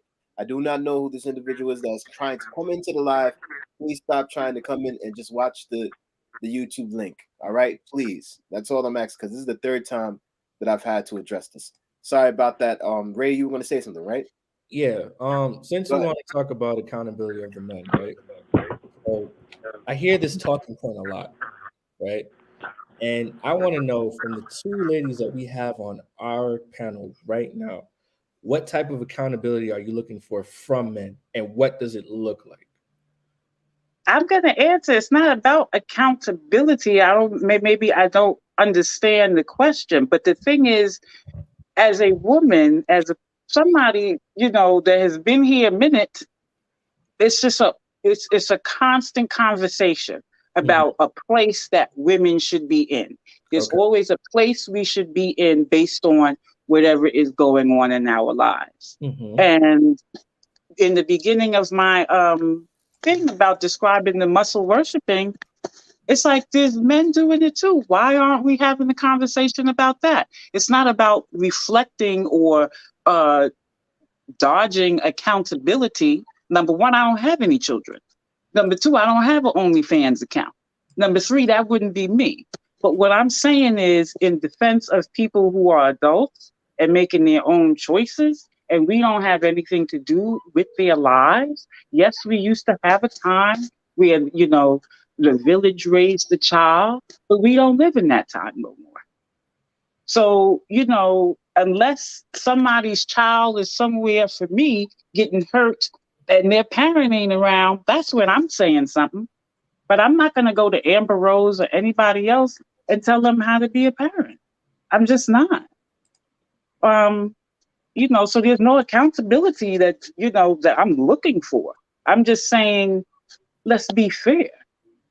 Why are we not historically? Why are we not having these types of conversations as far as the men? Why is it always a battle of the sexes? Why is somebody talking about men should be doing this and women should be doing that? They're individuals. Wait, hold on. Now, if I had a child, I probably would not have my behind on OnlyFans. That's just me. But I'm not going to sit here. Wait. Let her talk, and let Christine talk. I have something to say after that. I'm not going to sit here and have no whole conversation about Amber Rose and her son her rich. I just want to hear what the both of y'all have to say on this, because this is something that comes up a lot. So, are you finished? That's what I'm talking about, and to me, it's just ridiculous. Anytime somebody says something, it's always bringing it back to, women this, men that. Why can't we just have an individual mind thought process? We not the damn board. Like, what in the world? Hold up, Trini. Hold up. Let her talk. Anything else you want to say before I ask Christine? Or? I mean, that's just about it. I mean, everybody has their opinions, but I just, this country, historically, the onus is always on what women should be doing. That doesn't mean that men don't have accountability. You're running from accountability. I'm stating a fact. And it seems like a lot of people hook up to the Borg ship to start having that same thought process. I mean, I'm sorry, but my father he was not trying to hear that. He was not trying to hear that for my life. And I'm not going to have him on the other side seeing me do stupid shit he told me not to. And that is having somebody run my life because I'm this or I'm that. I'm not going to do it. And I actually tried that, and it got me nowhere. So it's like, to each their own experiences and journey ahead. Fellas, it doesn't make any sense to go back and forth. I know it's hard to hear. All right? And you guys look like you're getting triggered. I want to say something. I'm not getting triggered. Bro, I got cut off. Hold up. There's a reason why I'm doing this. Christine, is there anything that you want to say? I'm good. I'm good. All right, go ahead, Gabriel, and then Ryan. All right, so let me say this. All right, so Dia, she brought up some very good points, but let's also remember that there are these videos where women say, "Well, as a man, what? If you don't like me saying as a woman, why are you telling me as a man?" And sometimes you just gotta look like, yo, all right, so men can do this and do this and do this, but we can't do that. We can't be emotional. We can't cry. If we tell you something, you'll use it against us later on in an argument. We can't be this way. We can't be vulnerable with you. So what is it that men can do that will make women feel more comfortable? It seems like y'all have beef, or the beef is with the society you live in. Because again, being in a household with 6 men showed me a lot about just the other side. And all of this back and forth about, it's like, what I'm trying to say to you all is just try not to get caught up in it. You got to be who you are. Oh, period. Hold on, wait. Stop telling women what to do. Oh boy. Be who you are. So, can I say something real quick? So y'all don't tell men what to do? I'm so confused. Stop. Let me say something real quick. Listen, the world is going. Hold on. Not in the same way y'all be telling women what to do. Y'all got wait. That don't apply to yourselves, that apply to women. Hold on, wait. Ryan, Hold on. We holding Gabe talk. Ryan wanted to say something. Gabe. We holding. You the one saying hold on. I'm trying to get them back into the chat, as you can see. So let me just finish my point and then hopefully he comes back in. But yeah, D, I agree exactly what you're saying. It is a battle of the sexes, and men and women are going back and forth. But it's just what happened. I'm gonna put it like this: what has happened is that we've been conditioned to think and I guess act a certain way, and so I guess because of that, we expect certain things from both men and women. You know what I mean? Morals is something that we expect from everyone. However, not everybody's going to have their own set of morals. Not everybody's going to feel or think the same way, And you have a right to say what you want to say. Now, Trini, brother, say what you need to say, man. I don't want you to feel any type of way. Fam. And before you speak, nobody. Wait. Just let the brother speak. That's what I'm saying. Nobody speaks. Nobody speaks. Do you know that I was second? Do you know that I was the second one supposed to be speaking, and then it went left? Trini kept on getting Trini. I want getting cut off. Let my brother speak, man. Come on. Trini to speak. No response. Speak, just brother. Speak, Trini. I'm gonna be very short. All I'm saying is where the accountability comes in is the fact that okay, you chose this path, which then now affects your son because of your bullshit. He's going through what the hell he going through. Thank you. Is there not somebody to take accountability for that? Because had you not sold your ass, your son would not be going through what he's going through. That's the point I'm trying to make. That's number one. 2, we all have a part to play in society, whether from these young kids to these teenagers to these new generation of outlandish kids. We all have a part to play. If we raise our children right, everything would run smooth. If we ran things how God wanted it to be, believe me, we wouldn't even be having this podcast. That's a big fact. I understand where she's coming from, but even your father took accountability in raising you right. Hey, this is what happens when you do these actions. Every action has a counter reaction, right or wrong. With that being said, I want this for you. I think you should walk this way. Your dad was accountable. He taught you properly. You then took his advice and you don't sell your ass on OnlyFans in this, that, and third. That's self-accountability. You don't have no kids, yet you still chose not to do that because you know that can affect you long-term, whether you're trying to get a job or any profession. At some point, we cannot just say, oh, let's just mind our business because they're doing that over there. For me, we have this thing in the church called being a good witness. So if I know that somebody who, like one of my friends, if I know they smoking hella weed and I feel like they need to calm down on that because, you can't really enter the kingdom doing XYZ, I'm going to then make it my business because he is my said friend, even if it's a stranger. At some point, we got to be like, yo, we got to stop the madness. We need to wake up and smell the coffee and get on this right path. we all have accountability, because if we all just stood back and minded our business, this whole world as we know it is going straight to hell. We're all doomed. We're all freaking doomed. Everybody has accountability, and I mean everybody. Sure, we're in the day and age where people can do what they want, we mind our business, and nobody says nothing. But that's the problem. No one is allowed to talk to nobody else's kids no more. No one is allowed to correct anybody no more. And if we all just had some sense of humbleness, Go ahead, Caroline. like dog, oh man, I yield. I'm done. Thank you. Yo, let me say something. I just want to say that's the clearest I've heard Trini's mic for like in a long time. Like that's because he didn't have the headphones in. Like he didn't have the headphones in because it was underneath his beard. That's why I really didn't hear it. The mic was underneath the beard. I was watching it the whole time. My bad. But it's like, yo, it just bothers me to know that there's a collective group of people who just think, you know what? That's not me. I'm not doing it. So to hell with everybody else. It can't be like that. At some point, somebody's got to care. Somebody's got to care. Because it's not just, we have to care about us first before the world.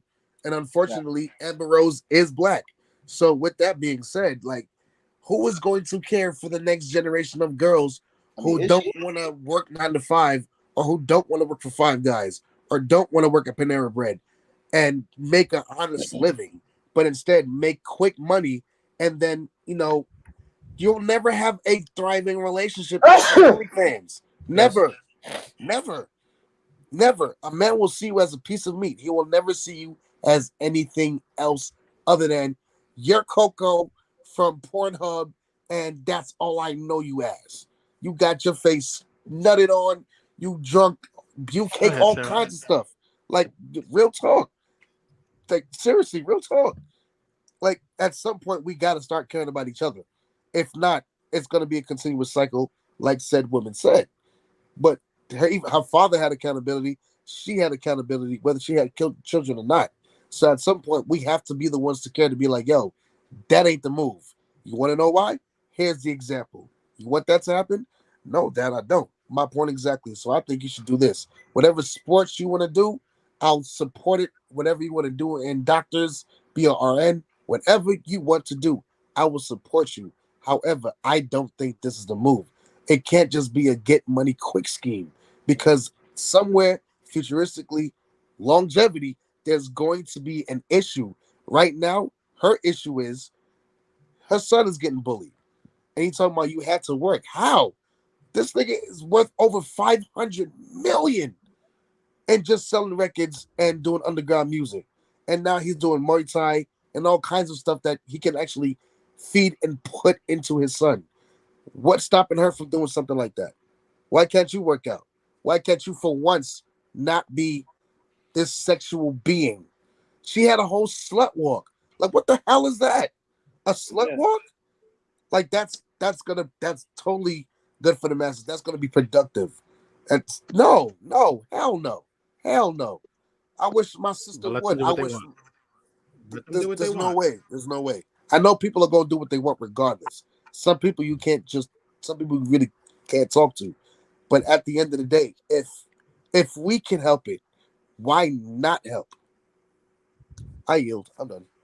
I think part of the issue with all this is the fact that, like, Amber Rose is technically aged out of the Instagram program, right?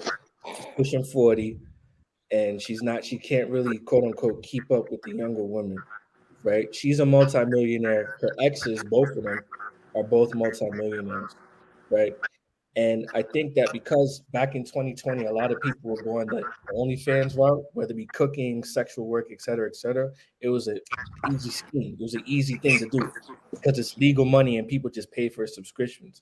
My issue with all of this is that we always want to talk about accountability on the other side, right? Everyone's always pointing the women, right? Always pointing the men, right? But the real issue is that there's a sense of deviancy with both people, right? Deviancy in terms of women thinking that, oh, all I got to do is take off a piece of clothing, I'm gonna get $100 a subscriber or whatever, right? And then the guys doing things in the background, like, all right, well, I'm gonna say this, but really, I'm paying for these women's OnlyFans as well. Because there's a video that Fresh and Fit made. They had like OnlyFans models on their round table, whatever, right? And they specifically said that even though the guys were clowning those women, they were paying for their OnlyFans. Their subscriptions went up at least by 10,000, right? That's what I'm talking about.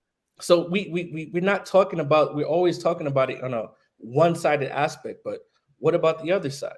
We talk about, yeah, we got to care for the children. I get all that, right? But at the same time, right, who are the people that are subscribing to this stuff? Because you can't have this without a market. Sex work is as old as the Bible. People been doing sex work in the Bible. Yeah. Right? But at the same Continue, time, who is sneaking off to find these people? Right? Sims are a problem too. We're gonna get to that. But Do you have to go do it as a mama? But my point. Do you have to go do it as a mama? But that's the His thing. mama got bills to pay and nobody gonna pay him. Christy, hold on. Go to Dollar Tree. But that's Dollar Tree. Here we go. She don't have to go to Dollar Tree. She don't want to. It's more lucrative. Why would I go to Dollar Tree? Nobody said she had to, but y'all are literally making. Wait, Christine, let's dialogue for a second. Who said that? I didn't say go to Dollar Tree. I said that. Use that as the example. Work at Dollar Tree. Let's dialogue for a second, Christine. Right? You said, "Oh, why can't she go to Dollar Tree? Is that not a job? Is that not a paying profession that people need to fill those jobs for that service to work? Or is it because it's not making a lot of money?" That's not what she wants to do, and there are other opportunities and options for her to be that are more lucrative. Let me hear dialogue for a second. If there are other opportunities for her to work, why didn't she go to those opportunities first? Why did she go to OnlyFans like most people? Why did she go to OnlyFans? Yeah, why is that the first lucrative choice? I can't tell you her business. It's not about. All I can tell you is that Amber Rose has made more money on OnlyFans than she would be able to make within the same amount of time working at Dollar Tree. Okay, so let's do this, right? Okay, so let's do this, right? Let's dialogue for a second, right? So she made all this money on OnlyFans, right? Would you do that if you were in desperate need? No, I have other skills. And you just said she had other skills. Exactly. But that's my choice. I don't want to. Do you not see how that's part of the So you see, so here's the thing. Here's the issue. Wait, Carlos, hold on. So that's the problem. So Ray is right. That's the issue. But that's part of the problem, Christine. You just admitted that she had other skills. Why didn't she take those other skills to the workforce instead of going to OnlyFans? Because it was more. I can't tell you her reasoning for that. But my point is, No. It's not selfishness. You guys are looking at it like, oh no, it's gonna impact her son later on. It may very well be, but right now he's fed and he's happy. And I think that's he happy? What are you talking about? He spends most of his time at school, not at home. The kid's getting bullied. They're getting videos of his mama. Not happy right now. Christine, that's wild. That's wild. Let me speak, and then I want you to speak, brother. Wait. Christine, I don't think that you see the bigger picture behind all of this because you're not in that position, right? And so because you're not in that position, I don't think any of us are. Which position am I not in? Am I not in Amber Rose's position, or am I not in a boy in school? You're not in Amber Rose's position, right? Okay. So you're not going to see it from a standpoint of, okay, I have a child who is a boy child that's being bullied by other children. There was a story about a young kid almost wanted to commit suicide because his mother was on OnlyFans, right? We're not thinking about that in that aspect. And that's unfortunate. I think the kid wanted to commit suicide because of his mom being on OnlyFans, because society views being on OnlyFans as a negative thing. So wait, no. No, that because there's a stigma attached to sex work. It's always been there, right? Now, I'm not saying that like it's the choice that I would make, or is the better choice out of all the other options. But it is looked at in a negative light, right? Now, if it wasn't, right, would we still be having this conversation? So, question: is it looked at? Is it looked at in a negative light to men? Is it looked at in a negative light to men? To this society, and obviously a lot of us are influenced by societal views. This is so men go to work, right? And so when they can't find a job, so they go and they, like, let's say they go to OnlyFans, right? So are we saying that it's negative for the men too? Because I don't see a lot of daddies out there where then their kids are coming back being bullied because you're looking at your future. Like, y'all are talking about the bag. This kid, he has all he wants. He has a house, but his mental, and mind you, he's going to be an adult way longer than he's going to be a child. Listen, I've already stated my. So now for the rest of his life, he's walking around with, mind you, when his mom is not there anymore, and he's out the house, and his friends is coming around talking about, I just seen your mom in the video, man. What? At the end of the day, there are ways to get money outside of putting yourself on the internet. When you are on the internet, it is fair use. And it's forever. Right? So fair use means anybody can go and use it. So when she decides to go and do that, she's not thinking of the implications of, okay, what happens if other people, or if my child goes and see this? It's the immediate gratification, because men ain't going out there and saying, let me put myself in a situation where I look a certain type of way to everybody just to make this bread. There are a lot of men that are bodybuilders who do that. I'm about to say sex. Right, but watch this. Though. The bodybuilders are doing that, but are they sitting there showing their dicks? Are they out there just waving their penises out there, but are they showing their muscles? That's totally different. So if they're doing that, because we're talking about sex work and we're talking about bodies, that's two different things. So that's two different things. Women and men also participate in sex work as well, right? Trust me, I know. I was about to create a whole OnlyFans page. I'm good. What I'm saying is, before I even thought about doing it, you know what I thought about? Damn, I got kids. What happens if one day my daughter sit there and see a video of her daddy on OnlyFans? So you know what I've done? I'd never even activated it because I have to think about my kids. So I'd rather go and make money another way so that my kids won't ever have to look at me a certain way. You understand? It's not that there's no sex workers, there's no male sex workers. The difference is you have people outside of you that are your children who are going to be affected by the things that you do. You don't have to go online and do it. You know what I'm saying? Like there's places where you can go and people can pay, and anybody got to know. But when you go online and you put it online, and you know how online works, your child is going to be affected. Kim Kardashian had a breakdown when her child talked about her sex tape. Kanye West tried his best to get it off, but guess what? People recorded it, people screenshotted it, so it's always going to be there.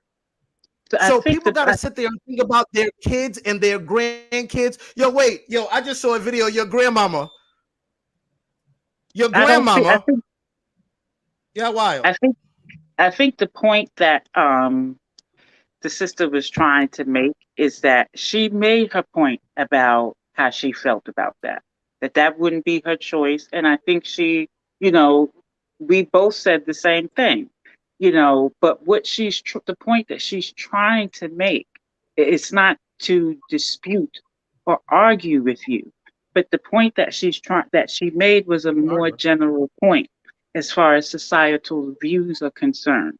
Individually, if we had kids and we're faced with a choice to be on OnlyFans, that might not be a choice for us. But the question that she posed, which I think is a good question, is if societal views regarding women and sex work were different.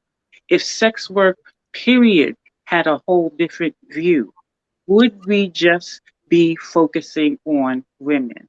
where she's not saying that what she's doing is right. She didn't say that. She said that obviously was her business. And I know that Trini was saying that we need to What raise, society? village and everything. And that's true too. However, we still live in the Watch this though. society Y'all making it where like society is only And I men. also mentioned at the That's the beginning. problem. I also mentioned at the beginning. No, that we're not. Let You know me how finish my many point. And I'm women? sorry. You know how many women oppose?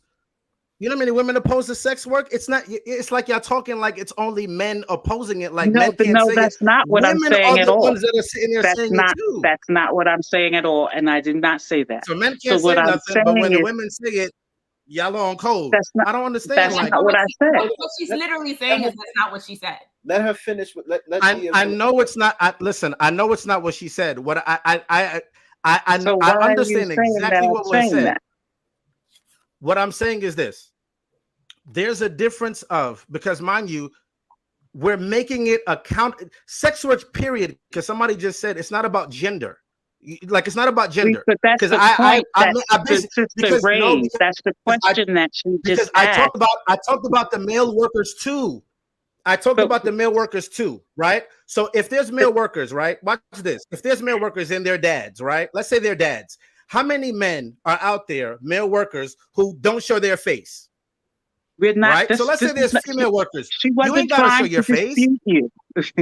She wasn't trying to dispute you. She just raised the question. We're not saying that you didn't mention about the male sex workers. We're not saying that you aren't including them. She just raised the question, which I think is a good one. If societal views, and when we say society, we're not only talking about a group of people. When I say society, I'm not saying that everybody is going along with those views, but let's be realistic about societal views, because societal views, some of them got Amber Rose up there doing what she needed to do, in my opinion, when she has a father, a baby daddy who is a millionaire, or whatever you want to say. But what I'm saying is, this is what I said. All right, but what I'm saying is, y'all making it seem like society is just men when I'm saying that there are women who subscribe to her page. So that's all I'm saying. Like, because if we're talking about men, and because I didn't say gender, it's men and women who are talking, who do not like what she's doing. So if it's both men and women, right? We're not saying that it's wrong for your child. Why are we making it accountable for her to sit there and do that when both men and women aren't liking what women like that are doing? We weren't talking about the population go of online and do it.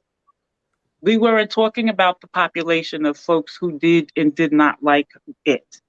What we are talking about is societal views. And please understand that when you do talk about that, we're not talking that everybody subscribes to it. But we live in America. Why are we not acting like we don't live here and this country has a negative view on women in sex work? All she asked was, would we be having this conversation if there was a different view on that? Okay? You don't have that kind of societal view. You're not hooked up to the Matrix. A lot of us here on this podcast obviously aren't hooked up to the Matrix, but nonetheless, the Matrix thought process does fuel how we roll, some of us in this country. And then someone just asked, who makes up society? It's not all males, but we do know that men run this country. But so where does that thought process come from? And the topic has gotten a little bit spun on. But the point I just wanted to make was that it's so much of a battle of the sexes. I don't think we were hearing what she was trying to say. If I had a child and I was doing OnlyFans and then all of a sudden I had a child, I would make some changes. That would be me. I would need society, whatever view they was rolling with, to tell me that. And I said it from the beginning, like when she said it twice. when she mentioned it she mentioned in the podcast, she said like, oh, do you think like Universal and Jordans and all these superfluous things, like you don't need to do OnlyFans in order to get that. I feel like if he had a choice, he'd be like, Ma, I don't need you to do that so I could get these things. But when you're talking about food, water, shelter to provide for your child, like I can understand why we would make an allowance for it. It's not the choice I would make, but I would understand. I can rationalize that thought, right? But like I said, again, it's only a problem because of how we view OnlyFans, right? The stigma that is attached to it and what that represents. Because if that wasn't there, then it wouldn't be a problem. We would not be having this conversation. It would just be a profession. It would just be a job. And there are a lot of gay men, not to throw any shade to gay men, but there are men out there who make appointments, bodybuilding men who make appointments. They go to people's houses. A lot of these people are men that make these appointments. Sex work and So bodybuilding is two different things. No, it's not, because you don't know what goes on in them sessions. I'm about to say Madea might be Okay, the one so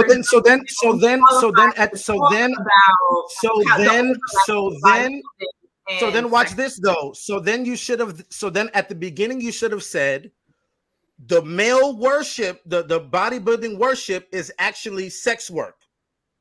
If you would have said that, then this would have been happening between me and you, because then it would have been making no sense. Because even Cortez said the bodybuilding and the sex work ain't making no sense unless the bodybuilding worship is sex talk. If that's sex, then that's totally different. And if that's the case, but then watch this. If that's the case, then watch this. If that's the case, if that's the case, are those people who are bodybuilders, are they online showing their bodies, right? Men and women, yes. There's a whole site for that. It's like very obscure, and they sell a lot of things on there. Meds, a lot of things, and muscle worshiping is one of the things. They have. It's not only an OnlyFans venue or outlet. They have their own sites for that as well.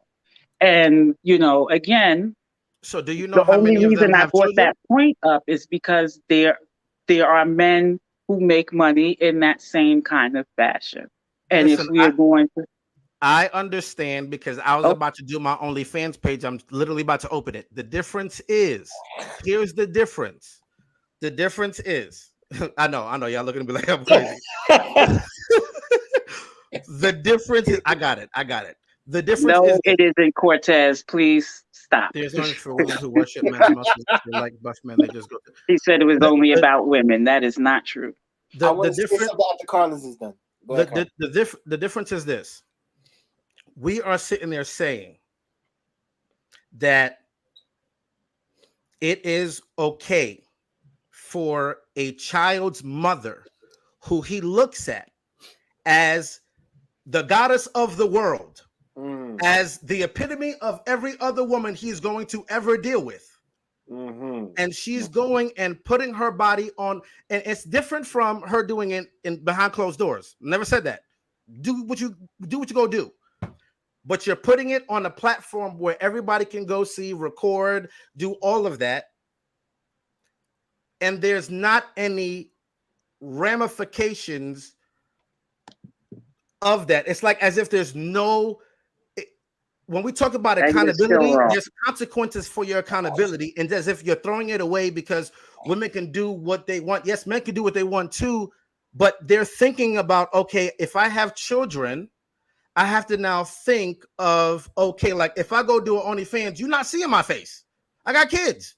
Now, if one day they go and say, hey, I see a video with you and your tattoos, I might one day cover my tattoos and be like, that was never me. I don't know. You know what I'm saying? Like, but right now we're sitting there saying, because society is both men and women. There are also women like the both of you who sat there and said that you would not go and do something like this. But then at the same time, you're condoning it for another woman, but not seeing the child who is affected and gonna be an adult for the rest of their life by what their mother did. That is crazy. That's crazy. Yeah, super crazy. Gabe, you were saying? Yeah. So, good. Man. All right. So, it's all love, man. It's all love, bro. All right, is, so- but we beating this horse is dead. It's been dead for quite some time. Yeah, because Cortez said it in text. He said it in the message. He said it so eloquently. All right, Yes, so continue. let me say something. I hear what Dia is saying, and I've also noticed. I don't know if you guys have seen this, but there is a chef on I don't know if it's Instagram or TikTok, but he literally I don't know what it is, but it's like I guess a sexy way he serves women. He be grabbing them by the throat, pouring honey and all this other stuff. It's like it's mad sexual, right? I don't know if you ever seen. I've seen it wild times. Yeah, Mhm. you know, and then Shit, there's where on another Instagram? thing, What? something like that, and I've then there's never seen that. It looked like another vanilla. person. This dude that be giving women massages and stuff like that. I'm about to start doing that too. And I'm like, yo, like, and the thing is, men do put themselves out there, and I'm like, dang, like you a good cook. You really have to put in all the sexual stuff. You know what I'm saying? Is that Or- necessary? Yeah. The Sex same sales. thing with the massages, right? You could be a massage therapist in private, but you doing some overtly sexual stuff. You got the special type of music, so it's like men and women have to be cautious about it. You know what I mean? Like So? when women do it, it's like it's almost this thing of empowerment. You know, like it's you only live one life. I'm gonna get my lick back. All this stuff, right? And with men, when men do it, it's like it's weird. I mean, I don't think you ever hear men say that, but it's like men we talk a lot, but at the same time we don't talk. Like our emotions usually, or just sometimes a look on our face can tell people like, oh, okay, yeah, he's that kind of guy. Sometimes it's just the way that we move. A dude might do it and just move privately, or he might actually post about it. You know what I mean? Sometimes you got couples on TikTok that they look like the regular quintessential couple. Next thing you know, they got a link, and I'm like, wow. And on top of that, they got kids, and I'm like, damn. So it's not just the mother or the father; it's both of them together making these videos, and they got their OnlyFans set up, and they got their Twitter and all that. It's like, wow, you really pushing a boundary, you know? And all of those people, there's a market for it, right? Right. That's why they do it. People Right. subscribe. People give tokens. Right. Let me also say this. There are better ways to make money. Like not all money is good money. You know what I mean? If there's a way to make money in a fast and easy way, because there's no such thing as that. Because either way, you're going to pay for the ramifications of deciding to do that. And I say that because any decision that you make, it doesn't only affect you, it affects your kids. Now, Ray brought up Mia Khalifa, right? And in her hometown, when they found out that she was doing whatever, because supposedly she was wearing a hijab on her head, they were literally like ready to kill her. So she can't go back home because she basically violated the Muslim religion by wearing the hijab. You know what I'm saying? But anyway, By wearing the So they hijab was in her upset. hometown or in one of her videos, like in her content. videos. In the In her videos. videos? Yeah. So, you know, at the end of the day, Oh my God. I don't agree with it. I don't agree with any man or woman doing it. I understand, okay, yeah, you got to feed your kids, but you can feed your kids, but it's like, at what point do we say, like, is there a limit? Is there a ceiling? Because it's like, yo, if I have to go sell my body in order to buy you Fruit Loops or just buy you an Egg McMuffin, it's like, what am I doing? You know what I'm saying? It doesn't need to go that far. Also, another thing I was thinking of, and this probably sounds crazy. If you are living in a mansion or you got X amount of this, you got these bags and these shoes, I would say you want to make some bread for your child real quick.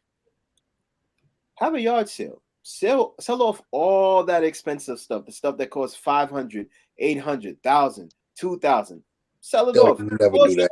stuff that you don't need. Because listen, there's a difference between the regular everyday woman that's doing it and the woman that's rich and high profile and already has money and lives in a lavish house. Like two different lifestyles.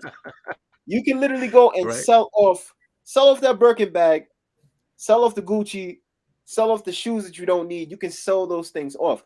Your son doesn't need the latest video game. He doesn't need the latest clothes. He doesn't need that stuff. What society has taught us is that in order for our kids to be fly, whatever, we got to get them the best stuff. That means we got to go and grind and do whatever we can to make it. But that's not how it is. Like, and I understand not everybody grew up wearing hand-me-downs or grew up like wearing their brother's suit or whatever. But at the end of the day, you know, you don't have to put yourself in a position. Like, I still believe you can get a good job with a good pension. You know what I'm saying? You can work somewhere X amount of years. It's just you have to really you got to really think about what it is that you want to do, you know? Because some people, for the first few years of their life, like I'm talking about in your early 20s, you're still trying to figure out what to do and how to move and all that, right? But then you got people like the Catch Me Outside girl who set up an OF and made X amount of money from it. But then at the same time, the money that she gets, she's using that to set up a college scholarship. So I don't even know how to feel about that, because yes, she's giving back to people that may not want to go to college and may want to do trade school and all that stuff. But at the same rate, it's like, is it worth it? Is it really worth you selling your body? Like, if you could make $10,000 at the end of the month and be content with that, it's like, yo, you know what I mean? It takes people a while to build up money, you know, and everybody's gonna have their own thing and what they want to do and how they feel everyone should, you know, go about life. But like I said before, not all money is good money. Like, I have too much self-respect to play myself out like that. And let me tell you something. You will have people on TikTok, like if I make a video about this, there'll probably be women that curse me out.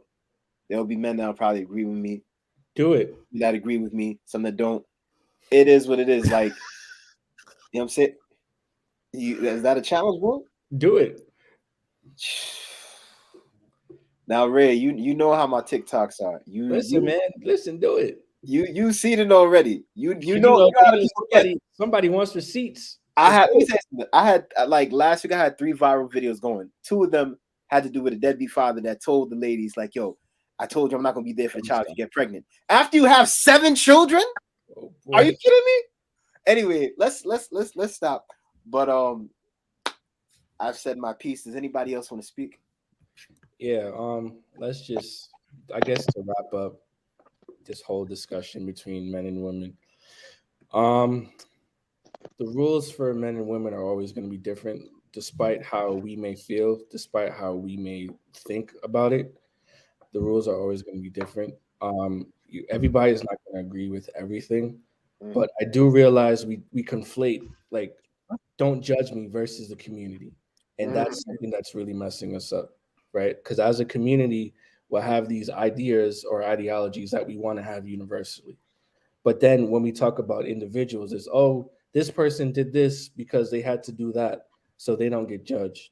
But on the flip side, when it comes to us men, sometimes it seems like we get judged harder in certain aspects, and then for women, they get judged harder in certain aspects. So sometimes we got to either we separate the two completely, or we intertwine them in certain aspects, and that's it.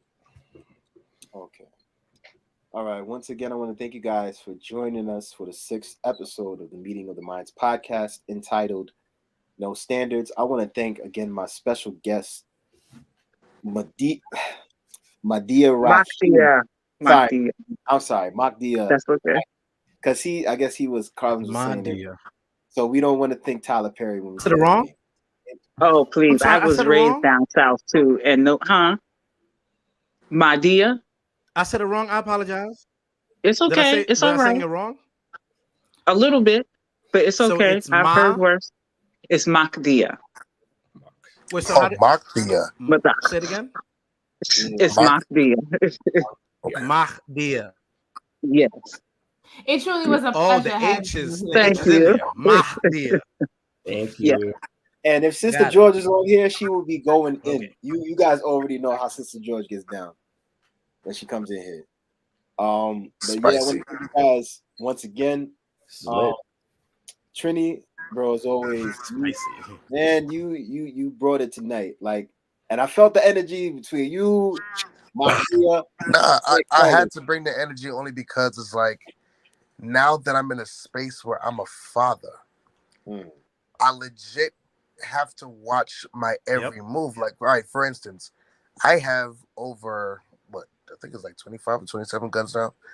I have to then demonstrate how to use firearms and what it's for, and I can't just be on TikTok or Instagram with G Herbo in the background, and now I got this, and I'm just holding it like this. Yeah, gang, gang, gang. Waving It my can't be gun. that.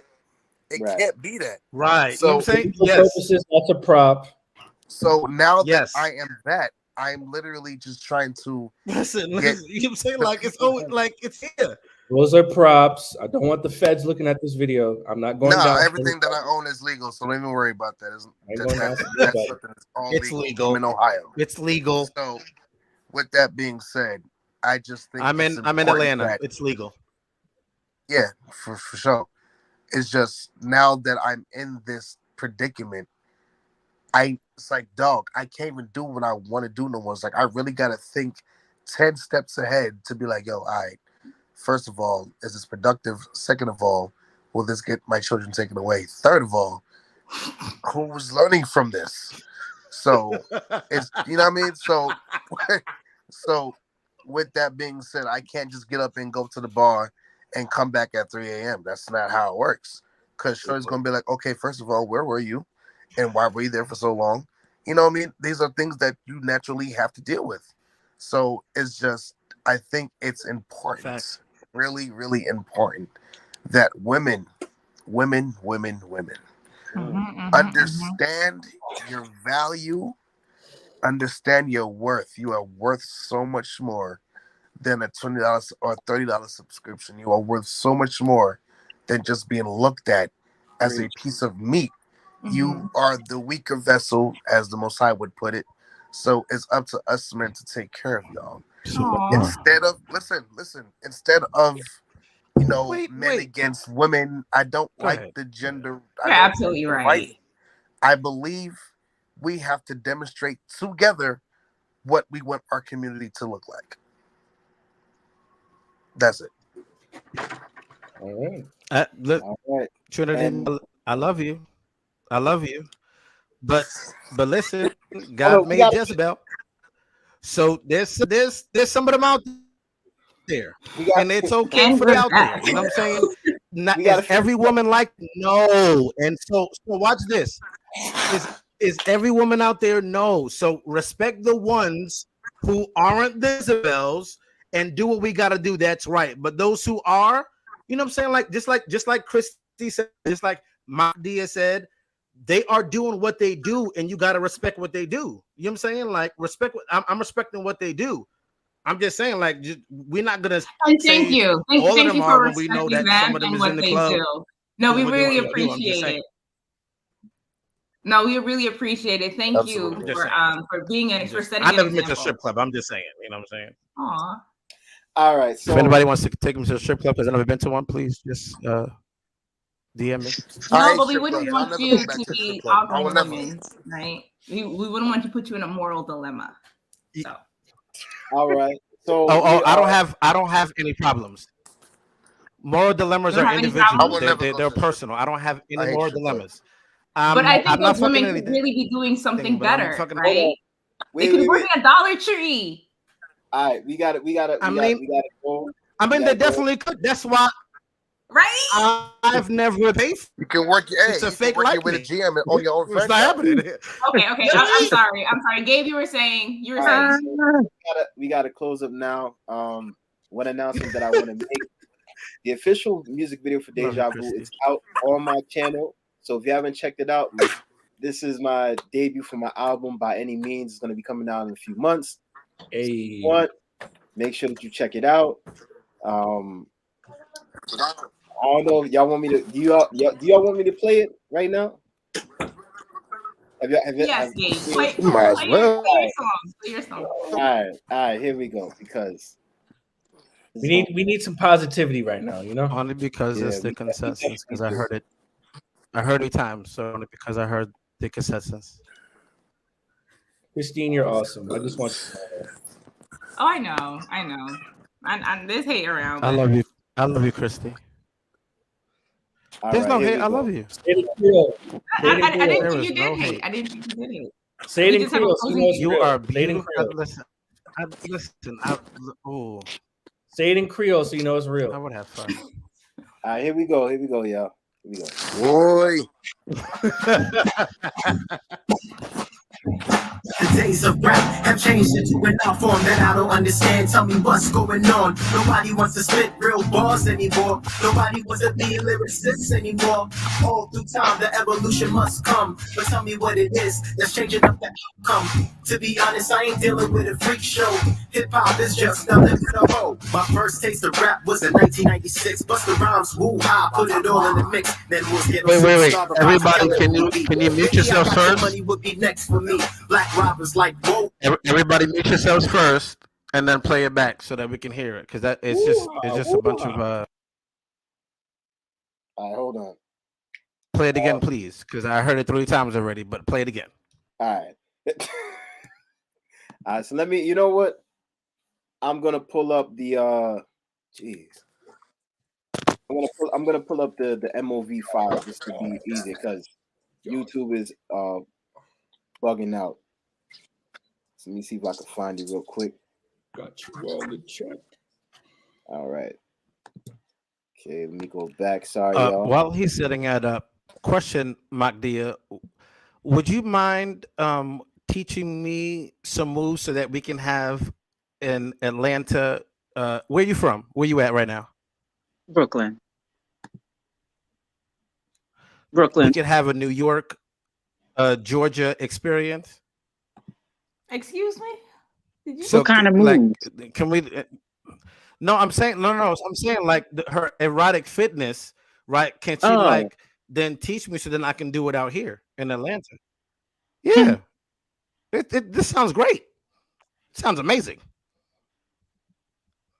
Sounds. Okay, let me mute myself so that Gabriel can go play. Go ahead, play. Let me mute.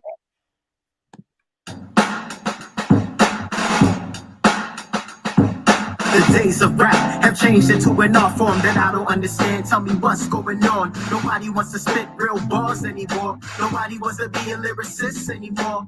All through time, the evolution must come. But tell me what it is that's changing up the outcome. To be honest, I ain't dealing with a freak show. Hip hop is just nothing but a hoe. My first taste of rap was in 1996. Busta Rhymes, woo ha, put it all in the mix. Then was Ghetto Superstar, but Bobby Kellen only beat. Baby, I got your money would be next for me. Black rappers like Whoa from the Bad Boy era. South Jamaica Queens put it all together with Ja Rule and 50 Cent. Between me and you, your life's on the line, that's how they all do. Big Pun was the biggest, still missed in this day. Jay-Z, he got jams from the early days. I remember Eminem getting on the 99. He still goes strong, even living in his time. LL Cool J was a presence in the figure. Still to this day, you can rock with us. Nelly was a favorite, Ludacris too. Nas and G-Dep gotta rep the whole crew. The days of rap have changed into an art form that I don't understand. Tell me what's going on. Nobody wants to spit real bars anymore. Nobody wants to be a lyricist anymore. All through time, the evolution must come. But tell me what it is that's changing up the outcome. To be honest, I ain't dealing with a freak show. Hip hop is just nothing but a hoe. Around the 2000s, we started getting better. Hip hop got respected, was making enough cheddar. Fat Farm and FUBU, rockin' weird too. You couldn't be cool if you didn't have a crew. Neptunes changed the game with the high tone beats. Then they brought us the clips coming from Virginia Beach. Little Zane only lasted for a little while, but he made his mark. We all know him now. Jada Kiss and Styles P had it locked down. Knock yourself out was the anthem of the streets now. I get high, locked up with Akon. New York was the place for rappers to get on. The South had outcasts popping in the streets. Bombs over Baghdad really made you glad for the culture. But do the people anticipate when the album drops? We gon' have to wait. The days of rap have changed into an art form that I don't understand. Tell me what's going on. Nobody wants to spit real bars anymore. Nobody wants to be a lyricist anymore. All through time, the evolution must come. But tell me what it is that's changing up the outcome. To be honest, I ain't dealing with a freak show. Hip hop is just nothing but a hoe. A lot of flame spitters and heavy hitters don't get respect. Gotta catch a show and nearly break your neck just to see greatness come off the stage. J. Cole the truth when he writes on the page. Kendrick Lamar, another great rapper. What's up with today's sound? Tell me what you're after. Little puppet 6'9" ain't valid. Them dudes can't rap, we take a lot of things for granted. Screaming on the track doesn't make you popular. Over lyrical beats, you need to have a seat. Come on, no disrespect, but my taste more refined. I remember a time when people knew you for lyrics and what you stood for. Now they just puppets. Prepackaged garbage sent to the public. This is what we fought now. Rappers still getting robbed by the pressures of the cash cow. The days of rap have changed into an art form that I don't understand. Tell me what's going on. Nobody wants to spit real bars anymore. Nobody wants to be a lyricist anymore. All through time, the evolution must come. But tell me what it is that's changing up the outcome. To be honest, I ain't dealing with a freak show. Hip hop is just nothing but a hoe.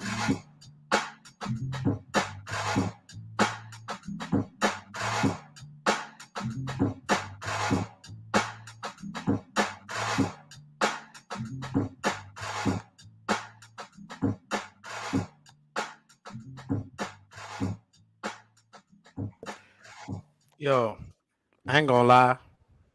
That shit was fire. Okay, that's what I was about to say. If you said anything That else, shit was fire. I was ready. Like, No, yo, that was really good. you took it back to 2000s, you took it back I would say to the 90s, easy, 80s. you took it 90s. back to the time. Lil Wayne, the GOAT. That's it. Let me tell you. You took it back to the time when I couldn't curse inside the house, right? So I had to walk 2 miles to school to memorize the rap song. That was yo, like the lyrics. Mind you, I listened to it 4 times, right? This is the 4th time, but this time it's a little different how it hit. Yeah. And like when I say, like, number one, you described pretty much like how the lyricists were. You know what I'm saying? And then you were talking about how like it ain't what it used to be, because I miss rap. I miss like the Locks. Right. First album. Kanye West. Jadakiss, knock yourself out. First album. Not you, Jadakiss.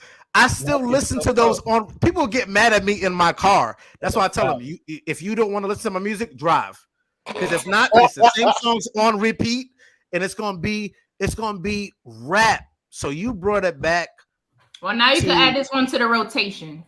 Yeah, so it's gonna be. So listen, as soon as it drops, do me a favor, please send me the link, because I'm gonna put it on my YouTube music likes playlist, and then it's gonna play on the rotation, and then I'm gonna play in Atlanta with the windows down because it's summertime.